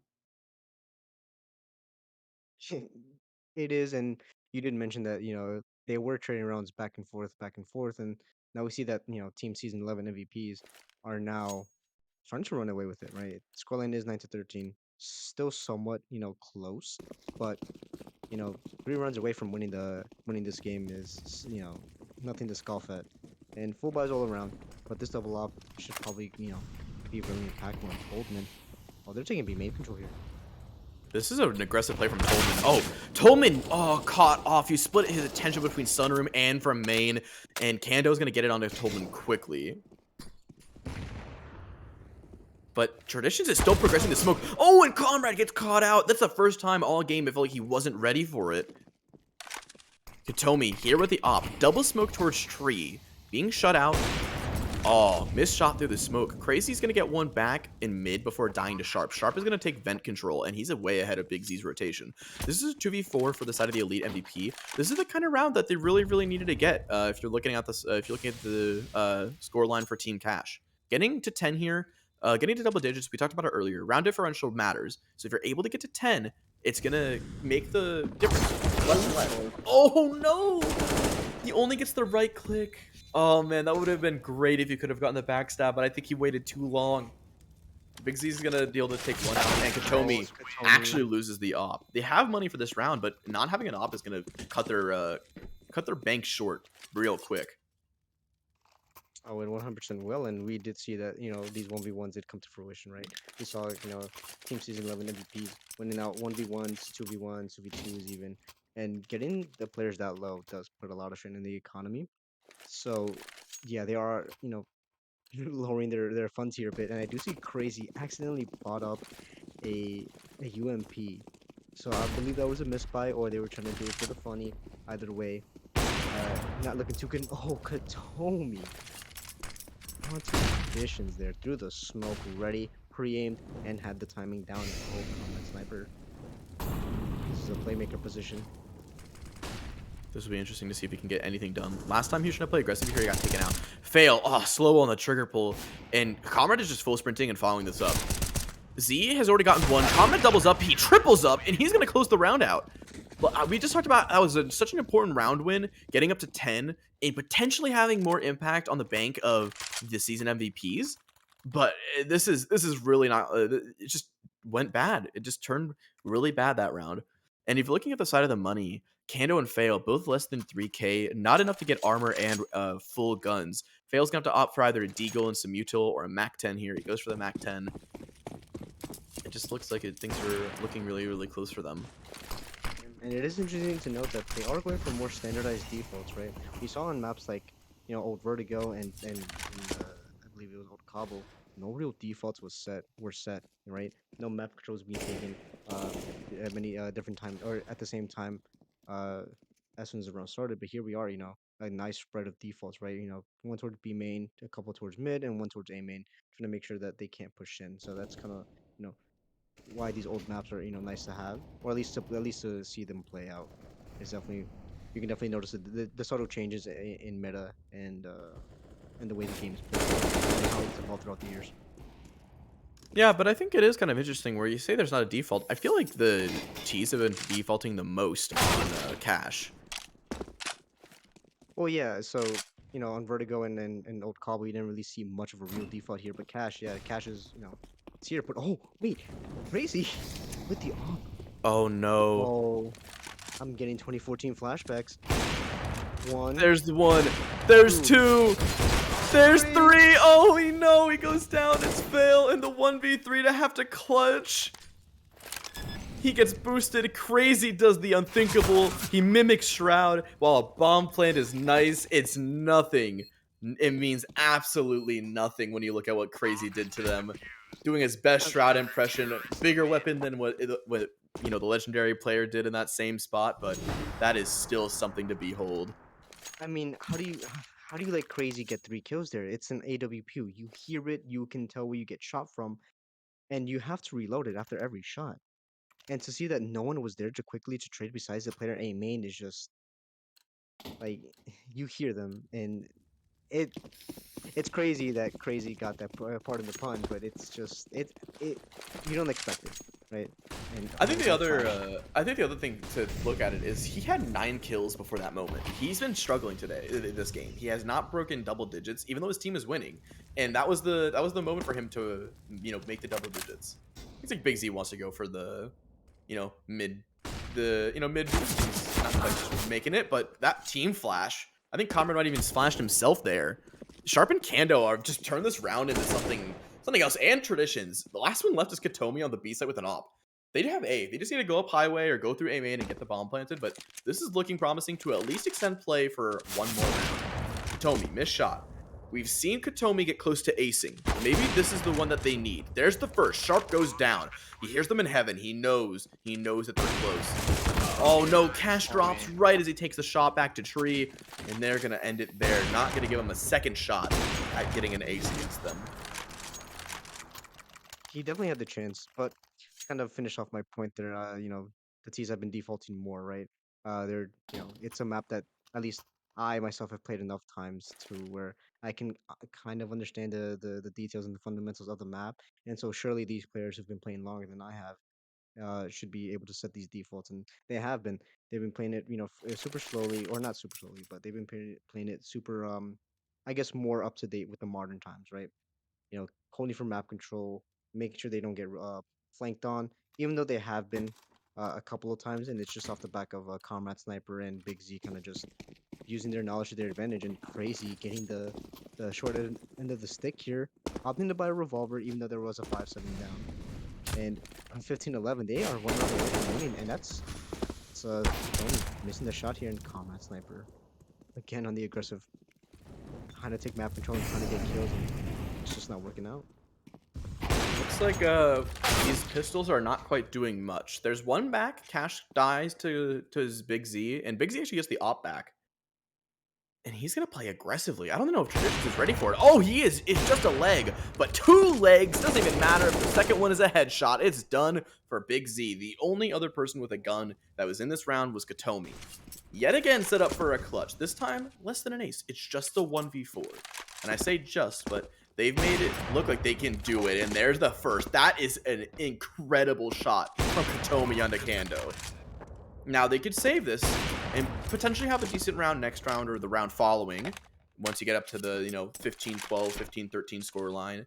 But I don't think that they're going to get to save it. Nope. Sharp gonna go search down that op, gonna pick it up. They have 2 ops on that T side, and they're gonna bring things a bit closer. The money still is not great for the side of the elite MVPs. They have, I mean, they definitely have rounds to work with, right? Low money, lost one is slowly starting to be built up here. 15-12, they can definitely bring it to overtime. I believe overtime is set here. So they can definitely just sandbag a couple of these rounds here just to make sure that economy is well in shape, and they can even just win this round here if they got, extremely lucky and just hit some really nice shots. So, we have to see how these players do it. But, Katomi and Comrade Sniper are just absolute monsters, and just as I say that, Sharp take out Katomi. Oh, but Cash? Oh no! Thank God that fail was above him, because Cash does not fully clear it. The revolver gets some damage back, and Comrade's headshot gets a gun back and a body in their favor. Cash. Oh, low HP. He dies to the Deagle. Comrade is making a round of this. It is a 2v3. Big Z, all he has is a P250, and all he can do is some decent damage. I mean, this is winnable. Oh, no. Maybe not after that first shot. That's just a miss. And that's a second rough miss. Kando's going to close it. Not going to let any funny business happen. It's 13-15. The money is good enough for a buy. Not a great one, but for a buy on the side of the CTs. Do you think do you think they're gonna close it, or do you think this is gonna go to overtime? With the way the runs have been going, I think off the back of an insane individual aggression here from either Comrade or Katomi, I think they take it here, right? If I see any one of them starting to get aggressive with a good timing, I think it's solidified that they're here. But the trade are coming through. It's going to overtime now, I think, unless Katomi and Comrade Saber, once again, they're both alive. Well, before we even got to seeing the first action, when you were talking, I was just thinking like the resilience that that Team Cash has had to turn this back, get 5 rounds, or make it 3 rounds in a row to push it closer to overtime. I think that the resilience is proving here. Now, this is still close. It's a 2v2. Katomi in mid lurk. He's gonna take out Sharp. And oh man, they're kind of split. Their attention is split right now. Kando is pushed all the way through into tree. I don't know if Z's gonna be ready for this. Oh no, he tries to do the movement and he fails it. Kando has gotten some nice shots this round, and so is Traditions. This is a 1-round game, and they have 3K. Big Z could glass cannon op. He could get a full gun with util, but it is close. I think this goes to overtime, 100%. With the way the money is now, yeah, definitely will be going overtime. And yeah, Big Z highs and up, but drops it to Tolman. I think they're playing a bit of a hot potato there, and they're giving it to Comrade Sniper. Once again, Comrade Sniper is a main AWP player when it comes to both his ESCA team and his team. I do believe he is a part of UPS. He is the main operator, and he is just an absolutely insane player. So maybe we can see some good heroic coming out from Comrade Sniper here. Yeah, this will be interesting to see if they can make this work. Now, because Big Z dropped the op, Big Z has a deagle and a smoke. No armor or anything, no full primary weapon. So I think that wherever Big Z is the weak link. Toldman actually goes down. Cash takes a lot of damage, but he gets a second. That's the op dropped. Comrade Sniper goes down. Big Z with a deagle. He can't get it done. That armor does no armor. It doesn't help him. Crazy. 1v5. He needs to ace clutch. But because they've taken out Katomi and Comrade, they know that no one is on this B site. Crazy's been an A site player this whole game. Cash finding him in highway. Crazy. Gotta get this first one. And he does. He's gonna drop him and gets the gun. But, you know, he has the util, and he has the armor and the kit to make it work. That's the second. Bomb ticked about a fourth of the way down, close to a third, but Sharp gonna get the final frag to close this. What a round from Cash to make things happen. Mid falls, it crumbles, and we're hitting overtime. Yeah, Tommy, Comrade Sniper, both dropping 30. But that's not to take away from Kando. 33 kills within regulation, right? Just both teams having some great individual plays, and Cashmo slowly behind Cashmo, excuse me, slowly behind Cash or Kando. My lord, their names are so similar. Kando, Cashmo. It's a rhyme here. Cashmo at 25 kills here, and into the first round of overtime. And maybe we'll see, if Team Season 11 MVP can at least solidify 2 rounds here, I think they win. They can close it out within the second half. Their T side was definitely much stronger uh, within the first half, and I don't know if they continue this drinking game or if they start to slow down as they want to get this game over with. I don't think that even they want to be here for this long. Yeah, I know that they agreed to play this third map, and I had a feeling in the back of my head, I'm like, we haven't really seen, like, we've seen close games that nothing's really gone on for super long. It'd be kind of interesting if this game ended up taking us all the way. And it looks like we got what we thought could happen. We get the full 30. Now, I mean, that's nothing to, I think the first thing to mention going into this first round, well, the default happens, utils drop. That 5-round comeback out of Team Cash is some crazy resilience. To see them just bring this back, they don't care. But I don't think Katomi cares either. That boost from Whitebox. Gonna throw off the pre-aim a little bit. It's a nice shot. And now Katomi's rotated back up to highway. Tradition's gonna swing this. Oh, the smoke saves his life. Katomi gives away that he was watching it. And Tradition just walks out. Oh, but Crazy from MBK is gonna get it. Fail and Sharp, they have to get this done. But Katomi on the op is too strong on this A site. The last one left is Sharp in the 1v3. He's walking around on B site, and you could look, Big Z is re-clearing B. He's going through B main, but this timing is enough. He has enough time with 40 seconds to make this way over and potentially get a kill, either on the highway player or the A player. The thing he has to be careful of is if Big Z is able to take enough time. If he decides to go up truck, he's done. But he has to go Z. And it looks like Toldman is going to catch him out, but Sharp, quick on the headshot. He gets, oh no, no bullets. Toby's got to be weak. He gets him. Last is Big Z. He has no clue where Big Z has gone off to. He has to go recover the bomb. I don't even know if he has time to plant. The bomb is all the way back in spawn. He has 15 seconds left. There's no way. Sharp has to get this AK and save. He has no time to get it back to a site. And that's what he's going to do. He's going to get into T-spawn, and he's going to save this off. A nice attempt in the 1v3. He gets it down to a 1v1, but with the lack of time, nothing else comes of it. But that's a decent save on the off for them. It definitely is, and Sharp. I don't know if he just accidentally held his crouch key or had it bound to set to where you just press it once and you stay crouched, but he was crab walking an entire way there around B main. I understand, not wanting to make too much noise, but you can definitely walk it as Big Z was able to catch a timing if uh, Sharp did not get the initial headshot into the player at truck. Big Z would have swung, or would have at least cut the timing as he was walking, so a little bit faster, able to catch the timing out. But nonetheless, it's the first round going for the team. Season 11 MVPs off the back of a 1v1. Now, the economy is not too much of a factor here. It's overtime. You start off with, I believe, 12,500. And unless they are buying ops every round and dying, multiple players, it's a real issue. But it's not going to come to bite them in the butt here. It's kind of interesting that Katomi has an op, and he actually ends up getting that kill with a P250 with 2 HP remaining. Now, Cash gets a nice one back on Big Z, and it's nice because that's not the lowest player. Oh, Cash gets into a fight with Comrade, but Comrade is going to come out on top. That's still 2 players on the side of the CTs that have a less HP. There's not really that much that they can do. But the T's, I think, should just group and go somewhere together. Crazy. Oh my god, that timing is close. Crazy misses the movement, but I don't think they're aware of it. Crazy. Oh my god, the timing on timing on timing. Kanto, of all people, come out on top in that engagement. I could have sworn that Sharp would have heard him and or seen him drop, but none of it happens, and they go down. It's now a 3v3. Katomi still has 2 health. They're going on A site. Oh, but they crossed the highway already. Conrad still wins the duel. He is doing everything he can. Katomi still at truck. That nade does a lot of damage. The bomb gets planted, but Comrade with a third and damage onto Traditions. The 1v3 clutch for Traditions. He's got to make it happen, but he can't. Katomi gets a second of the round, and the high fraggers on the side of the Season 11 Elite MVPs. They're making it work. This is 17. One more round in this first half of overtime.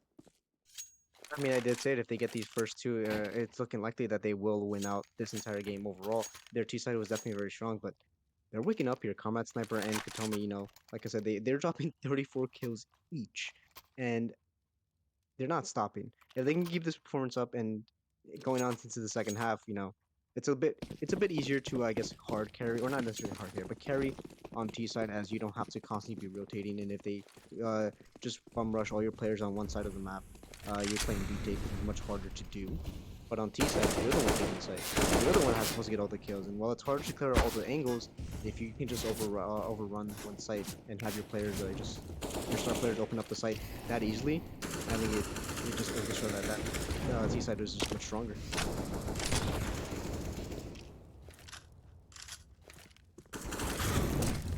That's a nice shot back from Tolman. Still a lot of damage. It's a 4v4, but man, they're so weak, and he gets spammed out. Comrade still has low HP. Well, it doesn't matter. Comrade's headshots are too nice. He gets one back on a cash. 3v3. Oh, and they're reading this rotate so perfectly. All three of the T's have evacuated from B and mid, and they're just going back through A main. But look at Katomi. He's at truck. He's posted up. Smoke negates the vision there. Katomi now has to get into aggressive angle. Oh, but Fail actually spotted him, and he knows he was there, but Sharp, second forklift. Oh, Fail, he gets one, and Sharp is there to assist on the second. The bomb gets planted, and it's a 1v3 for Comrade. We saw how clean he was with these headshots. Can he be clean again? And the first cannot get the first, and that's his first half of overtime in favor of Team Season 11 MVPs now. I'm interested to see how potent they can be once again on this T side. But Kando reaching up to the top of the scoreboard once again, tying it up with Katomi and just one below Comrade Sniper. The closest on this team being Cashman once again. They're having a lot of impact here, but it's a very close game, and I'm hoping it doesn't get to second overtime. But if it does, an insane game. It's what it is.